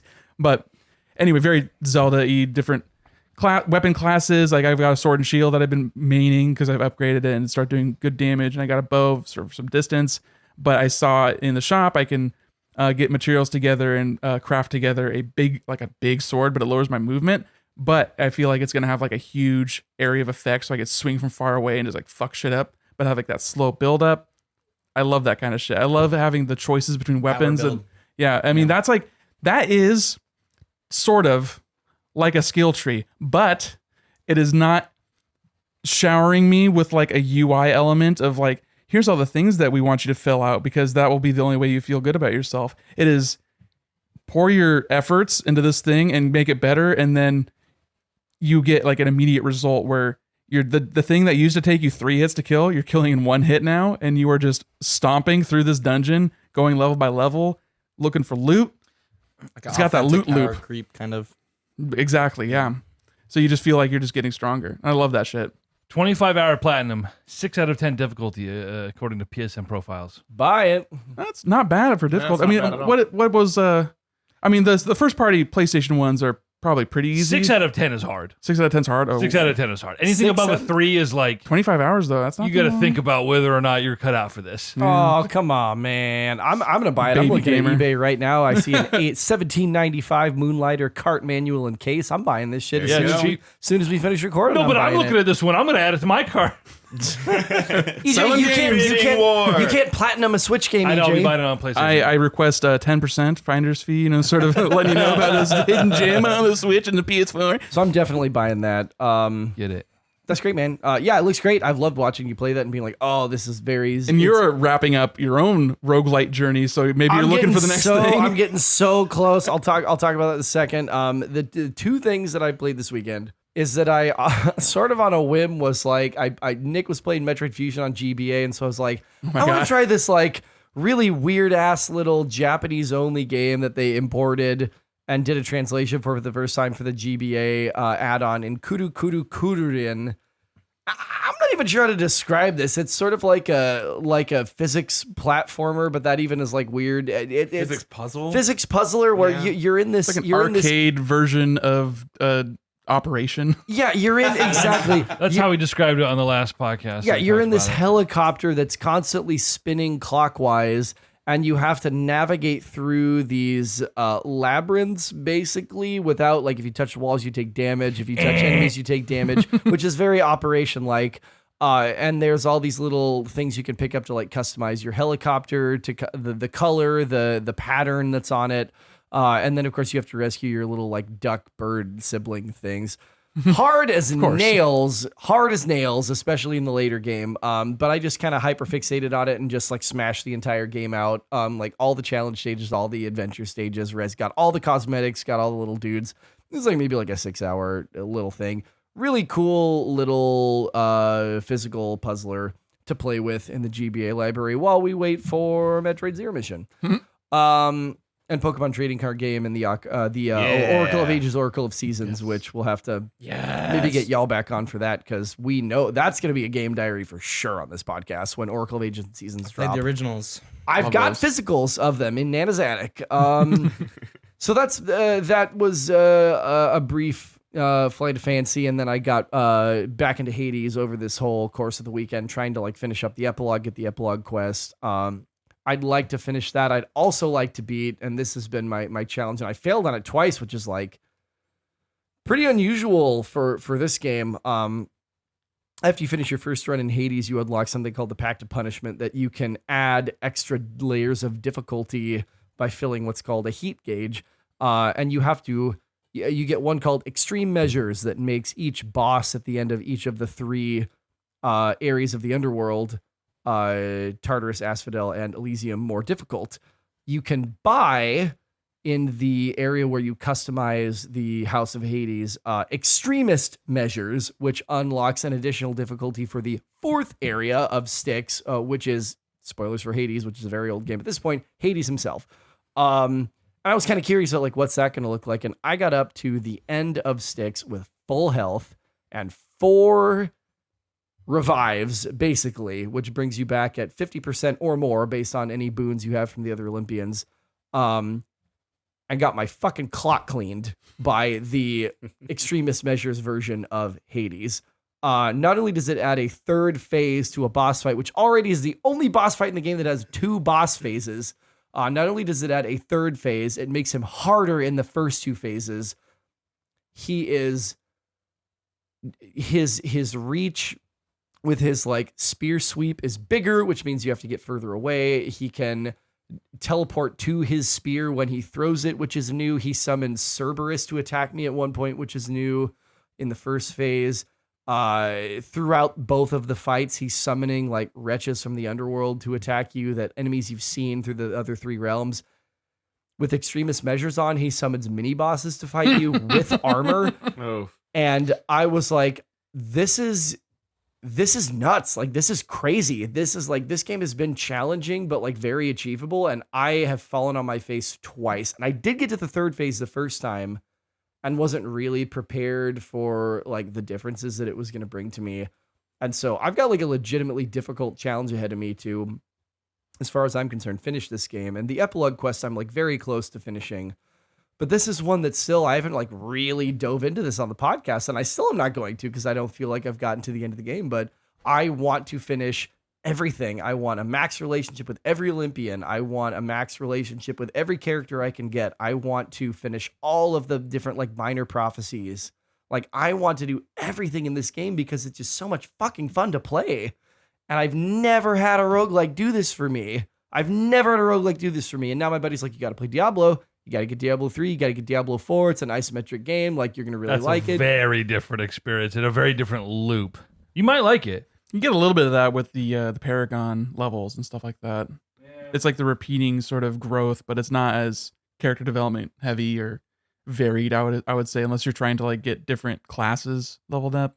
But similar sort of view in like combat a little bit. If the combat's similar, I'm in, because that's been the biggest thing for this, is just finding the weapons I love to use the most, finding the like Olympian boons that make the best build for me, given like whatever specific loadout I'm doing, and trying to like get those things like, oh yes, I got like the boon from Athena to like reflect on dash, which means I can just block every projectile by zipping around with these fists. And I mean, God, I'm just way down the rabbit hole on this, and I bought it from you on a lark, EJ. I was like, I should play this game. I've wanted to play this game, and I fell down a well for like 3 weeks of just playing this game nonstop, and I put it down when Metroid came out, and I played through a bunch of other games after that, and I went, I think it's time for Hades again, and now I'm just like, shit, this is all I want to play again. It's like the 4th podcast that you have talked about this game, and you're still raving about it. Yeah. It's a 10 out of 10. It's going on the revised Console Crusade Top 100 in a year or whatever. I was surprised it didn't make it on there. You hadn't played it by I hadn't played it. I hadn't played it yet. There's a bunch of stuff that... Did Dead Cells make it? Dead Cells made it. I think so. Dead Cells made believe it. so. I think Risk of Rain did Yeah. not, but now No. maybe you're wanting to Risk of revisit Rain Risk 2. of Rain. We might Nick, revisit that conversation as well. Nick and I were talking about like we didn't put Crosscode on here. Like what the fuck? So like next year is gonna be great to come back and go. Come back let's- with homework. Let's draft Right. like 18 more games and decide what we want to cut and what we will put in. Like this could be an annual thing. Like I'm so excited for it. Do it. We got to split the Metroid Primes up now too because Metroid Prime Remastered is a vastly superior experience to the Metroid Prime Trilogy Metroid Prime, which means we can't lump them together anymore. There ain't no hard choices. Switch them out. But Metroid Prime 2 was Nick's offering, which is, and I'm waiting to see We'll if wait and see if we'll get if a we Metroid get the Prime 2 treatment for remaster that, and justice for Metroid Prime 2 because that's a fucking good game with and it doesn't Hunters as deserve a the hate. add-on. Hunters isn't that? Oh my god! If they give us Metroid Revise the Prime multiplayer. Hunters in twin stick controls in fucking Nintendo Switch, if they give us a remake of this game, my head is literally to explode off my You shoulders. literally just and did I the will orgasm meme never. with the wrestling. Like, I am the Vince McMahon meme right now, where it's like Metroid Prime 1 HD, Metroid Prime 2 HD, Metroid Prime Hunters remake. Like it's you, because that game's great and it's locked on a shitty fucking graphics DS console. Yeah, with the fucking stylus Oh control. my god, I gotta come down for that. So that's what I'm playing. It's been such a great weekend. Lots of Mario Kart, lots of Smash Bros. Jackbox, of Jackbox, course. which Oh, is yeah. just the goated social experience game at this point. Everyone knows Jackbox. Jackbox should be on our top 100 list. It really should. but which one at that one? point? It's tough. That's a Just say great. Jackbox. That's a great Don't even, question. don't even say which one. Doesn't matter. Jackbox is fun, but there's so many different games, and some of them are wretched. Yeah, your anxiety is crippling, and I know you're like, but what we replace? But like, whatever. We'll figure it out next year. We'll figure it out next year. Warzone will probably fall off next year, Yeah, that'll but I needed its moment of the shot in the spotlight. It might, and that's totally fine. I respect that. We'll put it on the honorable mentions list on the second tier. Asterisk. Honorable mentions, yeah, For real, real. juicing. Yeah. So that's what we've been doing this weekend. We'd love to give you a little bit of something that we've been alluding to for literally months at this point that hasn't happened for various reasons. Most of them that I moved across the fucking country again for the got second time in sleepy. 6 months, and I got fucking tired. I was a little tired. I was a little tired. But we've been promising you, our dear 20 listeners, a God of War Ragnarok recap cast with Drew, and Drew's here and EJ's here, and we're all I'm here. And now. Hello. and How are you? so we would love to talk God of War Ragnarok. Apparently, last night after I went to bed at like 12:30, the switch flipped and I went, nope, I'm going to sleep. Apparently, a big fucking discussion about this game broke out that I was not a part of. Chris chose poorly. Chris chose his well-being, which Which is if always you want to the call poor it choice. okay. But I would love to start, Drew. Since you're here, I already know in my mind what EJ's fucking takes on this game are going to be. He's pulling up his notes right now. I'm sure. Yeah, he is. Drew- I need you to read the notes off like word for word how you did last night. Drew, give me the broad strokes of like your takes on this game, just uncut, just fucking let it rip on whatever you want, and then EJ, I'd love for you to follow up, and maybe you can engage a little bit, and then I'll come in and we'll all just kill each other. But Drew, I want to give you a good chunk of time here to just like let it fly on this game as a guest on this show. Awesome. Thank you. So, first of all, fantastic game. Wonderful follow up to the 2016 God of War. Had so much fun playing it. I played the original, the 2016 original when it came out. Replayed it again just before Ragnarok came out, just so I could refresh myself on everything. Before I get into it, I just want to state I had more game breaking issues with this game than I did with Pokemon Scarlet. And I think I know. that has more to do with shifting goalposts of what a game-breaking experience is in those Pokemon games, because by all accounts, those are wretched when I say experiences. game breaking, I mean it affected my gameplay. I am so God. And I know. I was I like, am Drew, let it rip, and I'm the- already interrupting you. But like, I know. I want to hear what you have to say about that specifically, because I played this on a base model PS4 and did not experience any of that. And So know I am in need the- to know I'm what in the you minority. experienced. I'm not holding this against the game at all, in spite of the things I'm Just a about funny to, anecdote, to- really. to say. It was a fantastic experience, and I loved it. The game crashed on me 2 or 3 times. Wow. And not even during anything intensive. I was rowing the boat through Vanaheim, and it just crashed in not even the same spot. It was just different spots along my way. playing on a PS5, by the way. There were also on Vanaheim where you're chasing the moon that got stolen for the wolves. Someone steals it, they kind of run it into this arena, and then the doors close and all the enemies come in and you're killing them all, and you can't get the thing until you kill all the enemies. But there were no more enemies to kill. They just stopped coming. But the music's still going. The music kept going, the fighting music, and the moon never showed up, and I'm just wandering around looking for other guys to kill, and it just kept me there. That's wild. On PS5. On PS5. Man. There was, I don't remember the specific moment story-wise, but at some point as Kratos, you get warped back from Helheim. I believe it's Helheim, back into, Odin's underground little cave place with the rift to who knows what. And the people I'm supposed to be following, Thor and his daughter, up the stairs, and I can't move forward. I was hitting like an invisible wall. I was like walking really slow at an angle. I could back up just fine, but then I would lose ground. I couldn't move forward again. So I just could not physically move the story forward. And then there were a couple times, what's the really big, it's Vanaheim too, with the crater, the northern part. Yeah, it's the Vanaheim crater. Where there's a couple times where it wasn't the stags that you're supposed to find for a mission. It was just a random deer that were running around, but they were up in the cliffs, like just sticking halfway out, like a trophy. Someone had mounted their heads on the wall. Just like that, obviously didn't affect the gameplay at all. It's just a funny graphical thing, but yeah, I have no idea why. I don't know what it was. It's not, you just restart the PlayStation and it works fine again. So it didn't affect my enjoyment of the game at all. I know I went on Reddit and was looking stuff up, and nobody was having these issues. So I'm assuming just something happened when I downloaded the game. I have no idea. But yeah, so it was just a fun anecdote.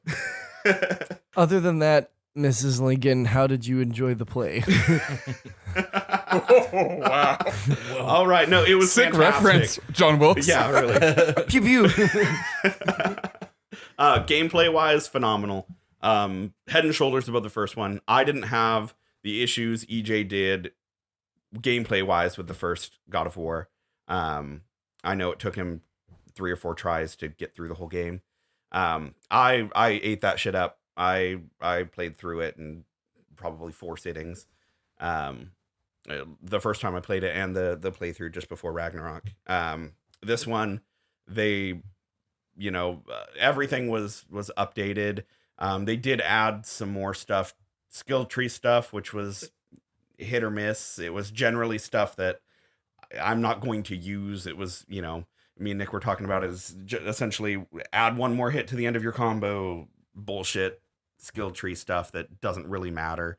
They did sprinkle in the more you use a move, you can kind of add a elemental perk to it, which was, cool. I didn't bother grinding those out or anything. I just, they happened when they happened, and it was a cool little bonus.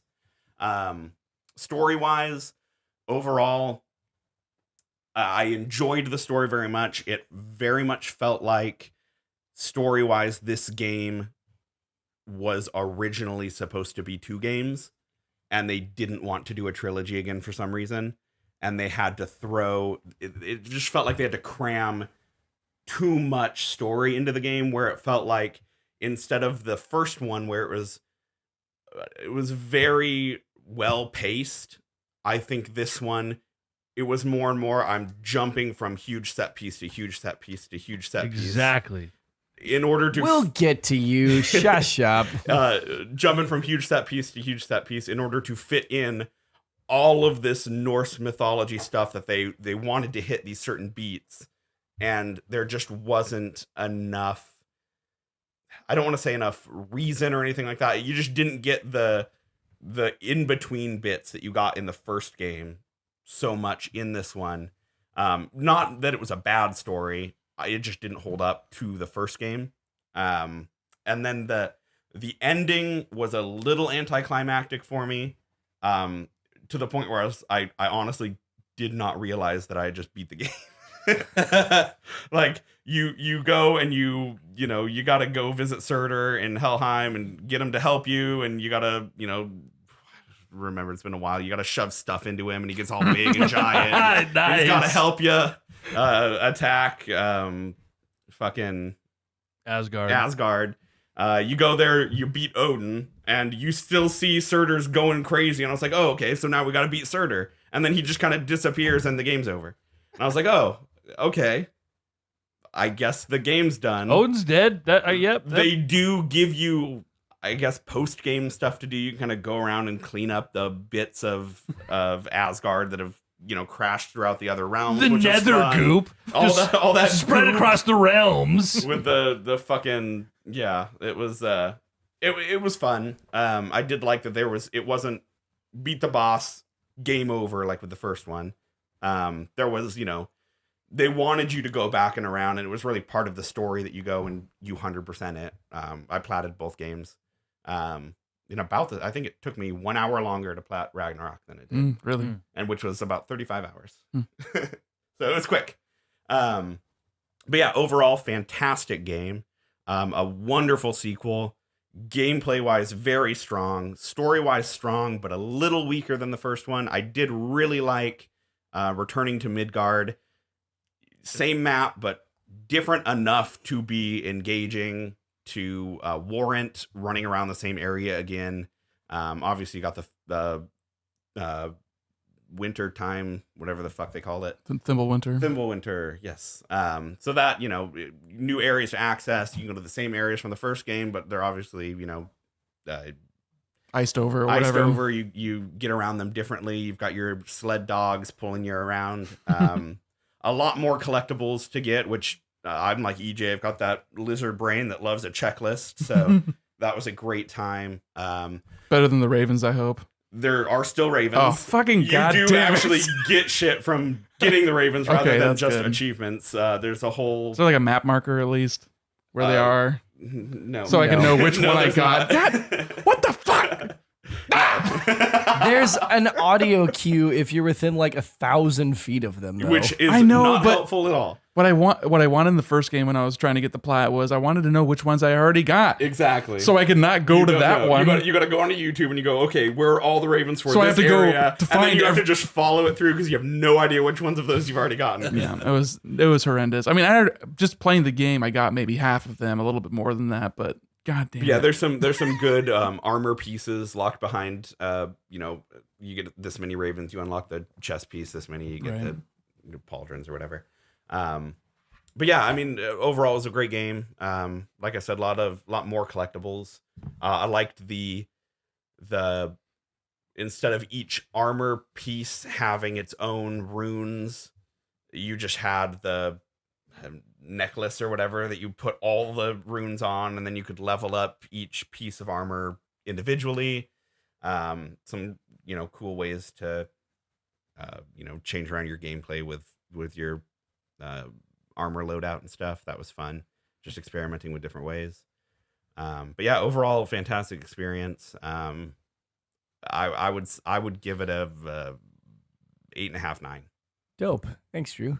EJ, let's hear your takes on God of War Ragnarok. Well, most of my takes have already been well established. Maybe internally, but not on this podcast. So definitely please, on this podcast. Before you played the game, I talked about it with as few spoilers as I could, but it's a better game than God of War.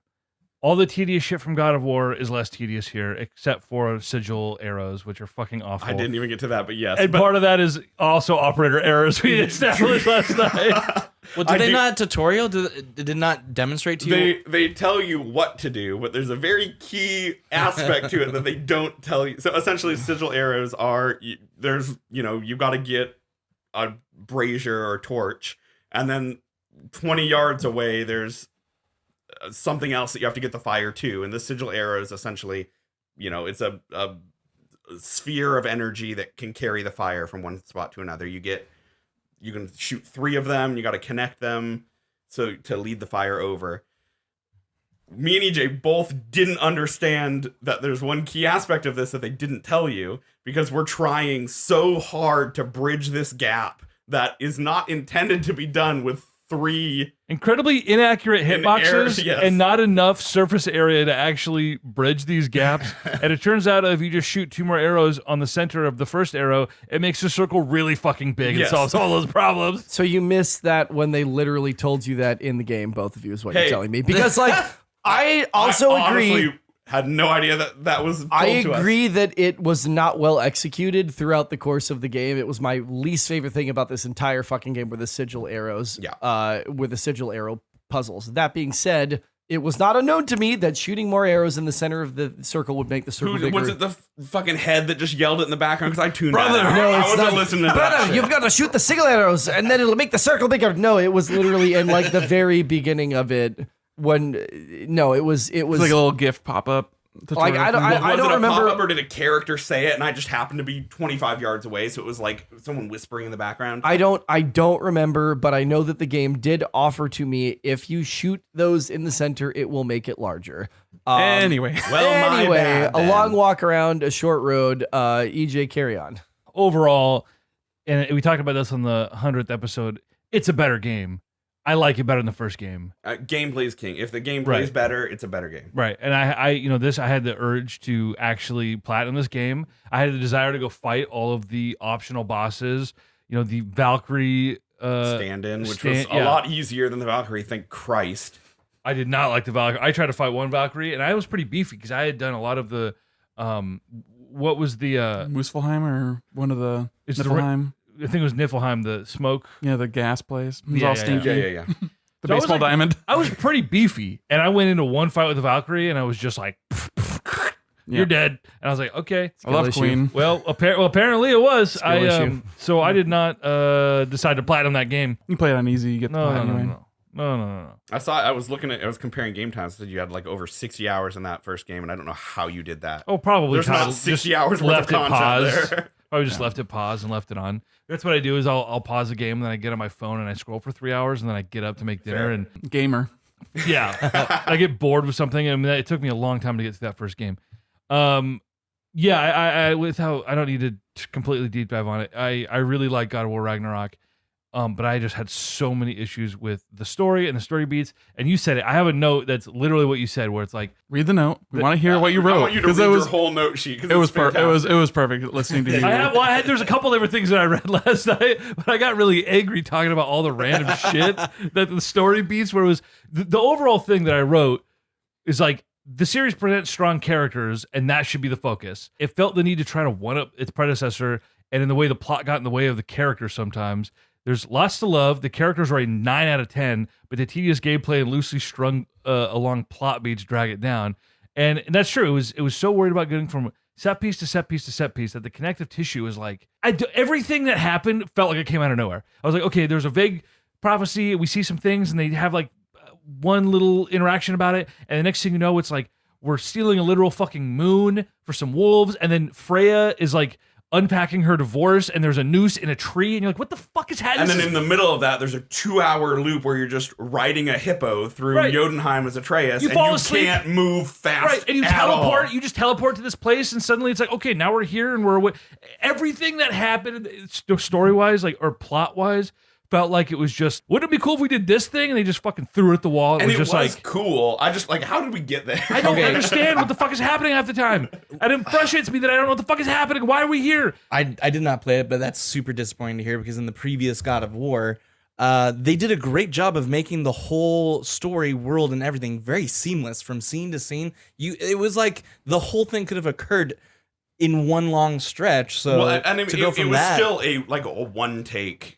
Yeah, Like the first game. But you like, had to cheat because Atreus is teleporting everywhere, and Kratos has a weird dream sequence with his dead wife. And I mean, it was still good, but it really did feel like they wanted or they needed to make this two games. It should have been a trilogy again. They had, if they would have cut some of the big set pieces, put them in a third game, they would have had more time to really give us the journey from beat to beat to beat, from big set piece to big set piece to big set piece. Even going for like finding the Norns and doing the whole thing, and I just every time a new major plot element was introduced, I was like, who the fuck is that? What the fuck is this? What is why are we doing any of this? What's the point of all The this? first game story was so concise. It was bring wife's ashes to tall mountain. Yeah. And everything you did was in service of that. This one was a bit more vague as far as the overall point. Prophecy, stop it.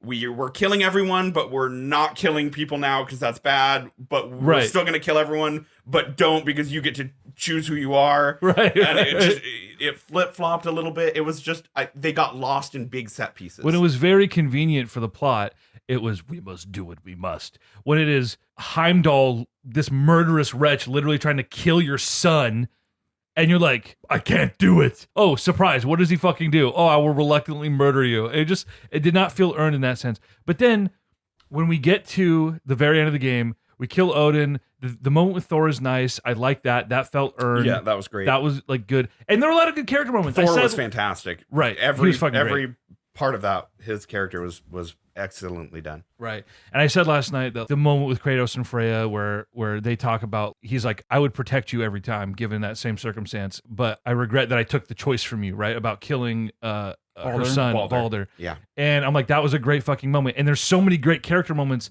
buried throughout this game. And the plot just seems to get in the way of it. And then at the end, like the whole Kratos killing thing, like it just felt, they wanted to do it when it was convenient for the plot. They wanted to do it when it was there for a moment.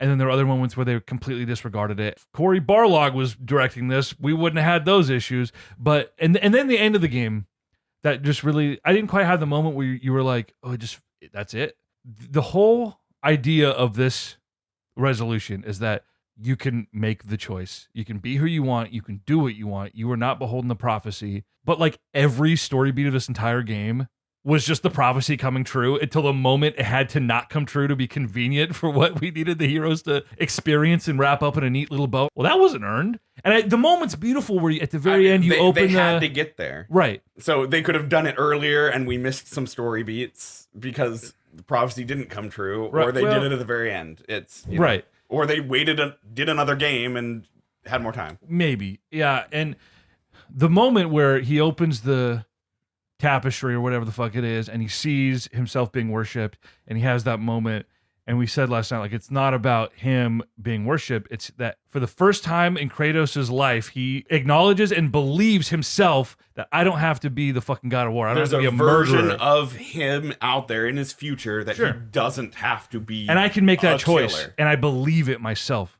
Yeah. But getting there, it was just like prophecy, prophecy, prophecy, all these things coming true. We're fighting against predestination, basically. That's hard to do when prophecy is the trope, the thing driving the story, because it's the same thing that made, what was it, Harry Potter 4. Oh yeah, they got into weird prophecy bullshit, and it just kind of like it muddles everything. It's like when you throw time travel into something. It's like, okay, well, nothing really matters anymore. Right. It's a can. Pandora only comes out of the box. Yeah, and the God of War. I think he killed her too. He did. Ideas. I see what they're going for here. The character interactions with like Kratos and Atreus, like their relationship felt completely natural. It was great. They did not go back on the character growth from the first game. Thankfully, not a single boy in this. I wanted one boy. And it was well earned. Yes, true. So, anyway, that's God of War in my mind. What do you think? First of all, Chris, I appreciate you being so silent. I'm going to disagree with everything. I'm trying to let y'all get your full unfiltered takes on the table in the hopes that you will also let me do the same. Because as I wind through all of this, like I'm just, like I've been drinking beer the whole 2.5 hours I've been recording, and I need to stay through the mental thought line. Yeah, let us know if you need us to clarify anything as much as possible. But I wanted to hear the whole thing, giving y'all a chance to like process verbally if you need to. Chris is moving his head away from the mic so he could breathe. Chocolate rain. Chocolate breath. I'm so sorry. Do we get it's that? A really good IPA. All right. So I concur with what both of you said that like gameplay wise, this is head and shoulders above what we experienced in God of War 2018. I think as far as I'm concerned with regards to like third person action, this is the gold standard. That you have a diverse array of moves available to you in order to best find the way that you like to play. And there are so many different moves available to you, and that almost becomes like a gripe for me that I'm like, there's so many things that I never use, but I know that a lot of other people could find use in them, and so I don't fault that, but I'm sort of like, for me, like, I'm a whale on the axe. I'm going to use the stance change as often as possible because that, like, feet shift when you get the axe to, like, flip out to, like, a broader area of effect attack is so broken.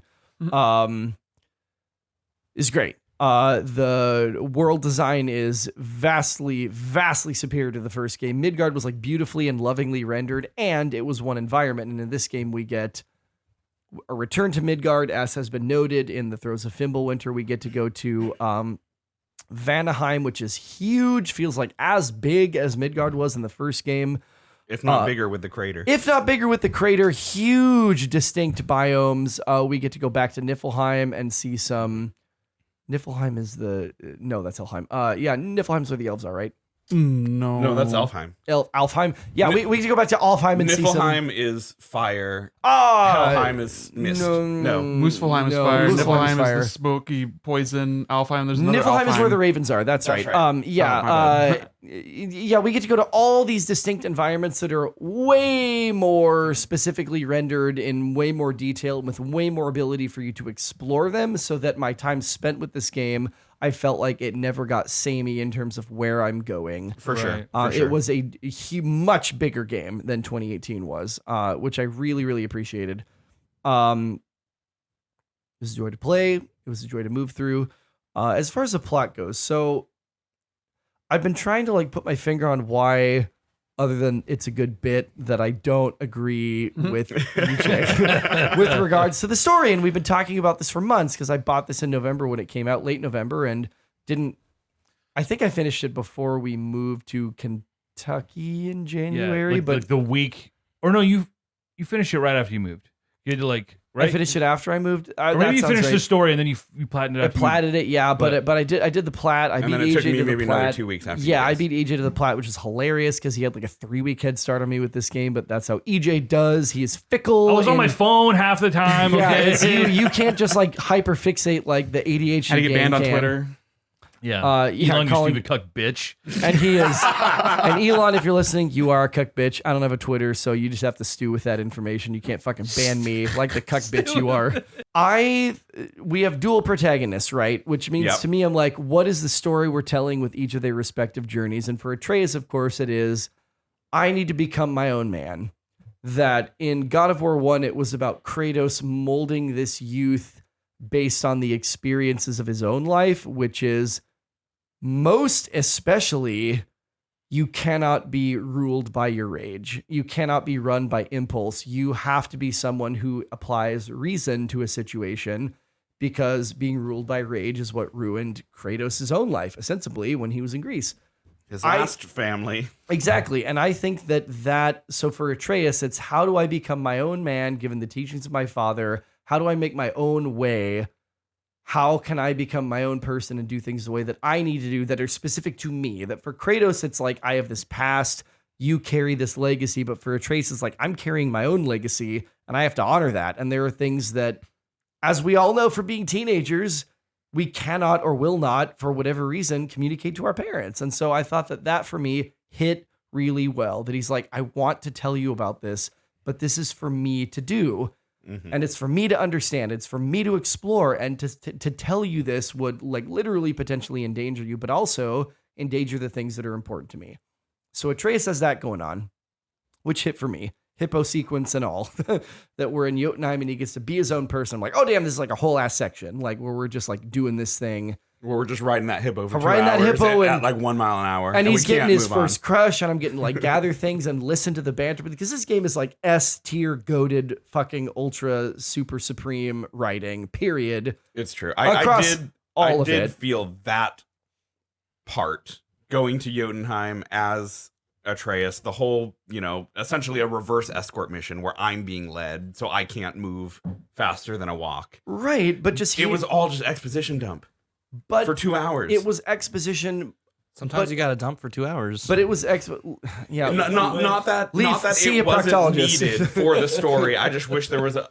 If you want to make a cutscene, just make a cutscene. Don't give me the Don't pretend I'm playing the game. They gave me enough things in that sequence of like fighting the different enemy types and gathering the things that I was like, I felt like I was doing something. Like it wasn't a cutscene to me, and it was the banter between characters really through the entire game. But in that section, I think is like one specific example that it's the stuff that exists in the margins and in the side quests. And maybe because of the fact that I am so side quest centric that I'm going to go do all that shit right when they offer it to me, that my experience was enriched by having done that and listened to all of that dialogue that is ostensibly optional that made it so much more significant. Like things like if you go and do the whole side quest with chasing down like Sigrun's history basically in Midgard, that you get and you get entire scenes with Mimir and Sigrun, the former Queen of the Valkyries, that you do not get if you haven't done that side quest prior to the beginning of Ragnarok sure. And that was starting. great. And it was backstory. beautiful, It was fantastic. and it rewarded me. I'm going to open a mental browser tab for this and get back to like story stuff, but it rewarded me in the moments in which it said, the characters would literally say to me, we could go do this thing. This is the next thing we need to do.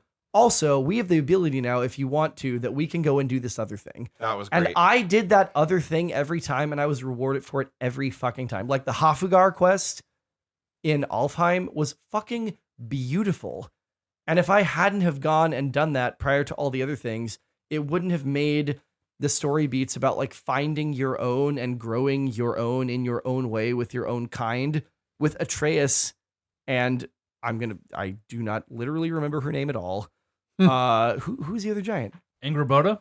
Angrboda, Yes. thank you. With Atreus and Angrboda, it would have made it that much less poignant to see the narrative resonance between like the Hofregars finding each other and propagating, and like sometimes like finding your own means that you dissipate into like the need of the greater good, and that's the entire like Atreus's entire plot. And so throughout the entire game, it's littered with all of this beautiful narrative resonance that it rewards you for going and doing the thing that they say, you can do this now if you want. You don't have to. You can get the story. It makes it more rich if you It's do. their subtle push to say, you should do this now. Also that, because but like you could continue and just steamroll through this thing, but do this instead. Yeah, first. but you could, and if you do, you're made more better for it. Absolutely, So that's Atreus's absolutely. whole thing, right? Kratos' is very much like his whole arc in the first game is like, how do I be a single dad when I've lived this fucked up life and I don't know how to raise a human because I'm so riddled with guilt of the human that I've become. In the second game, it's like, okay, he's kind of becoming his own man. I need to face my own demons and come to terms with them in a way that is more meaningful than just like, well, time has passed and I met this chick in the woods and I had sex with her and I have a kid and she died and it's sad and we go to the mountaintop. Not to like super trivialize the plot of that game because I loved it and I'm on record as saying I loved it. But it's about not being ruled by rage and bloodlust. And EJ, I remember you saying a lot of stuff about like, oh, I can't kill and I shouldn't kill and oh, this, that, and the other thing. It's not about killing because it's a God of War game. Like there are going to be things to kill. It's never about like, oh, killing bad. Like I think it's a really reductive take on this game, frankly. Kratos is a god killer. That is what he is known for being, is the man who kills gods. And in this game, it's like, here's another fucking god to kill. And a lot of people are telling him, I don't know if this is the best thing to do. And you really should fucking think about this. And I'm being told, oh, it's inevitable. I'm going to kill this god. And Kratos having to decide for himself, am I going to be run by rage? Am I going to be run by my legacy as this person who just murders gods? Or in the face of knowing there is predestination that I cannot avoid, and there is so much beautiful optional dialogue about Kratos' like experience with the fates between Mimir and Freya and Atreus, depending on who's in the boat, when you're rowing around doing things, that it's not about like, oh, I have to defy destiny. It's about, if we know that fate is inevitable, and we know in Greek and Norse mythology that fate is fucking inevitable, it is not able to be changed. how do you find peace in knowing that something is going to be regardless of the actions you take? How do you find meaning, and how do you find a way to do it for yourself in a way that makes meaning for yourself, even if the action itself is preordained? And that is what I love so much about the story of this game, is that with the Heimdall encounter specifically, he gives into the bloodlust.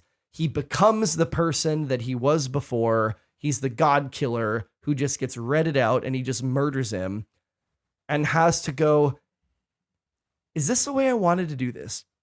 If Heimdall had to die, did I have to be that guy? Did I have to be the ghost of Sparta again? Or could this have been done differently? And then when you're fighting Thor, I love some of the things that Mimir's like, if you activate rage in the Thor fight, Mimir tells you, don't give into it. Don't let it rule you. And I'm like, that is fucking awesome. Beautiful. And that to me made the whole thing make sense. That I'm like, you know what? That is what it is. It's like, you can harness these things you're feeling and you could use them constructively, but you can't let them rule you. And even if fate says, this is the path you have to walk, how do you make that make sense for you in a way that's true to you so that you feel okay with that when you get out on the other side?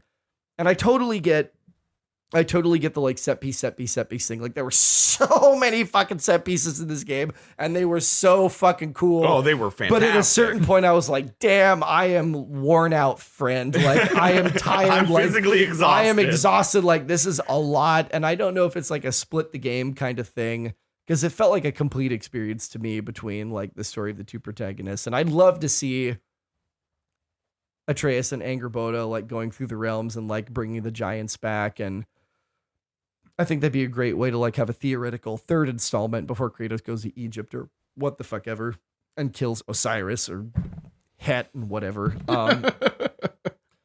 But that's my takes on it. It hit for me. I know we talked in the 100th episode podcast about like, is it 2018 or Ragnarok? And ultimately we kind of like came to a consensus that like the gameplay's so much better in Ragnarok that like, that's the play for sure. That even if you like take a flyer on the narrative, it's way better experience gameplay wise. Yeah, it's like a 9.95 for me, probably a 9.5. There just wasn't any particular time that I sort of went, I don't know why I'm doing this. I don't know how this contributes to the character, and I don't know why this needed to be in the game. Those moments were really, really few and far between for me. I loved it, and I'm really glad, EJ, that you sort of were like, you need to get this game. In fact, I was like, I really want to play this, but my DualShock, from spiking my DualShock playing God of War 2018. Wait, really? Literally trying to beat the Valkyries in God of War 2018. I smashed my DualShock on the ground and broke the L2 button. So it's like, it's on like a hair trigger, basically. It's like loose. And so I was like, I need a feature, not a bug, dude.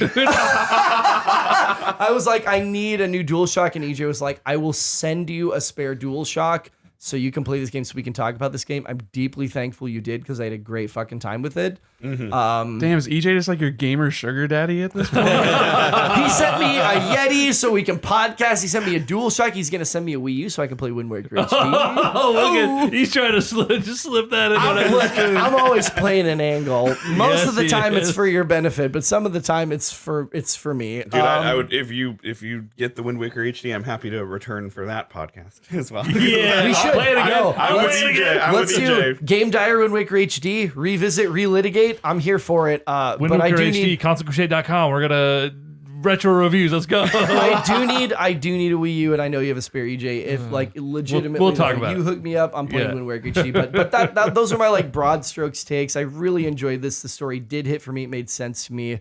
I respect the place y'all are coming from with regards to like those opinions. For sure. No, I think you did. And I wasn't as not lost with the story. I enjoyed the story. I just, I agree with all of your points as to, the character development and why things needed to happen. It was just the in between bits that I feel got a little lost in the giant tissue. The connective tissue in the giant blockbusters that they felt they had to fit in there. So many of them. I remember something else. Go for it. so many of these things in the first game we get like alluded to, that they got to like explode out into like big, beautiful, amazing colors. Like Very we have true. in the first game, we have like Tyr's armor and Tyr's amulet, all these like references to Tyr.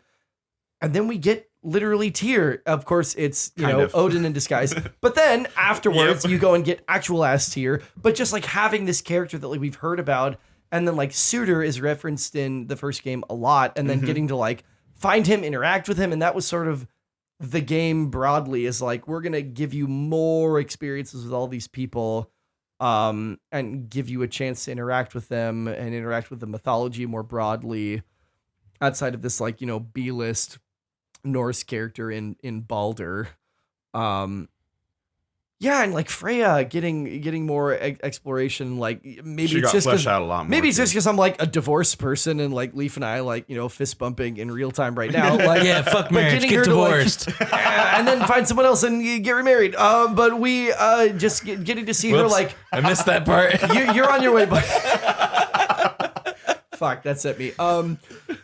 Getting to for the first time for her to like unpack that stuff in real time just like hit different for me and go like, fuck, this marriage was never good. I should have realized it was never good. I'm like, oops, echoes of my own life. And just the way that even Mimir, like, god damn, that whole side quest with Sigrun of like she had this whole life I didn't know yeah. about, and like, god damn, that is such good writing. Even the like running around Yggdrasil while the next realm spawns for you to like port into, which I will say as an aside was like real hand wavy, that they're like, all the realm travel is closed, but also here's a way to realm travel in like the first hour. I think we can all agree that not using Tyr's Temple, going in there, spending 5 minutes turning the wheel, slamming the thing down, and walking through there. Thank Christ that was gone. It was way better, but they were sort of like, yeah, here's a MacGuffin for you to be able to realm travel, and I'm like, you know what, whatever. I don't give a fuck. The dwarves in this game were just, here's the next Oh my God. MacGuffin. We have Here's to the talk next about the dwarves. I'm MacGuffin. sorry, we have to talk about the dwarves. We have to talk about Chris is like, listen, nobody listens to 3 Hour Podcast unless I'm the one doing all the talking. It's a spaghetti time. Anyway, Brock and Sindri, Oh man. that gutted me. Seeing Brock get got yeah. by fake Tyr, aka Odin, and then the epilogue, they don't leave you with a warm fuzzy when you go to No, Brock's not at wake all. of Sindri being like, I am angry. You cannot fix this anger that is burning inside of me, and you just get to fucking sit with that. Yep. Holy no shit. resolution. It was fantastic. And like Brock's the fucking goat, bro. He's like one of the best characters in this game with his like quippiness, and Oh yeah. he's just like, my ball sweat's sweating when you're in Muspelheim, and I'm like, God, that guy is so fucking funny and engaging. Brock is the only companion character in this game that did not annoy the fuck out of me at every goddamn moment. When I got to travel, I with was ready Brock- to break Freya's neck. I'm not gonna Oh, yeah. lie, because she's like, I think we need to use sigil arrows to do it. And I'm like, no, fucking die! I just can't figure it out because this mechanic sucks. It's so true, man. It's so true. Yeah. Brock reminded me of Star-Lord's dad in Guardians 2. Kind of looks like Just him. because I ain't your father Michael doesn't Rooker. mean I'm not your daddy. Yeah, that's Brock. Brock And is he's- Michael Rooker. And he's blue, and, And he's it's a blue, whole and there you thing. go. And That's a great observation. got a foul mouth. Yeah, that was gutting to me. Gotta fill that hole. Solve And that that riddle. scene where you're getting the drop near spear, like blessed by the mermaid, and she just doesn't even recognize that he's there because he doesn't have a soul. Like, because holy his shit. brother brought him back to life and never told him. And him piecing it together, the whole thing it was again. heartbreaking. S tier ultra goated writing. This is one of the best written games I have ever seen in my fucking life. Like literally every piece of dialogue, other than the like, "You're on fire, brother. It'll pass." Or the quote unquote helping you through a puzzle in 12 seconds. Although I Or that will, little kid you guys are talking about at the end. It's like, hey, dude, what's going on? yeah. Yeah. although I will say that with the drop near spear, like the little wind tunnel things Yes. early on, where Mimir's like, "I don't think we have what we need, brother." I was like, I appreciate the shit out of that because I That would was have nice. spent hours trying to figure that out. You would have Only- fucking Hollow Knighted your way up there. right. Of like, I can skip off the spikes. I don't need the double jump. Yes, I made it. No, I would have done that. And so I Right. really appreciated that. That's a But tough line to oh my fucking God, the rest of the time where it's like, I think you need to do it. Yeah, no fucking shit. I just can't do I it. literally just walked up to it. I haven't even seen the puzzle yet, but I know how to beat it. Yeah, hopefully they fix that with like a patch or something. They've already added some Just like make it a slider. Yeah, in make it the a slider. options. How much help do you want? 0 to Yeah, 10. put it in the accessibility a settings. verbosity. Yeah. Verbosity setting, indeed. Yeah, that's where I'm at. Overall, fantastic game, Yeah, but slightly beats out the first one because of gameplay. indeed. Yep. I would agree with that. Yeah, and even like, we can quibble about the story, but I think that collectively we all agree like the gameplay was so much better than the first one. They're like, it's gonna edge it out if And by the like story was fantastic as well. if by like a quarter point, depending on our respective Yeah. like settings. Yeah, yeah. Like, yeah, it's fucking great. It's fucking great. It's a shame it came out the same year as Elden Ring, or it would have been like a clear GOTY candidate. Absolutely. Elden Ring, of course. Like Nick, I'm looking forward to getting that You PS5. need to go play that. I'm gonna play it when I get a PlayStation 5. We already tried dragging EJ through it. And I'm not gonna be able to get EJ to play it. It's okay. Nick, we'll talk about it. We'll have another Nick and Chris cast. Hell and yeah, I'm down for EJ that. will stay home. You're gonna get fucking upset. Mercifully. You're gonna play every From Software game in like a 3-month period. Dude, I probably. might. I'm like balls deep in Resident Evil now that I played RE2, which I want to talk about like in full at a later podcast.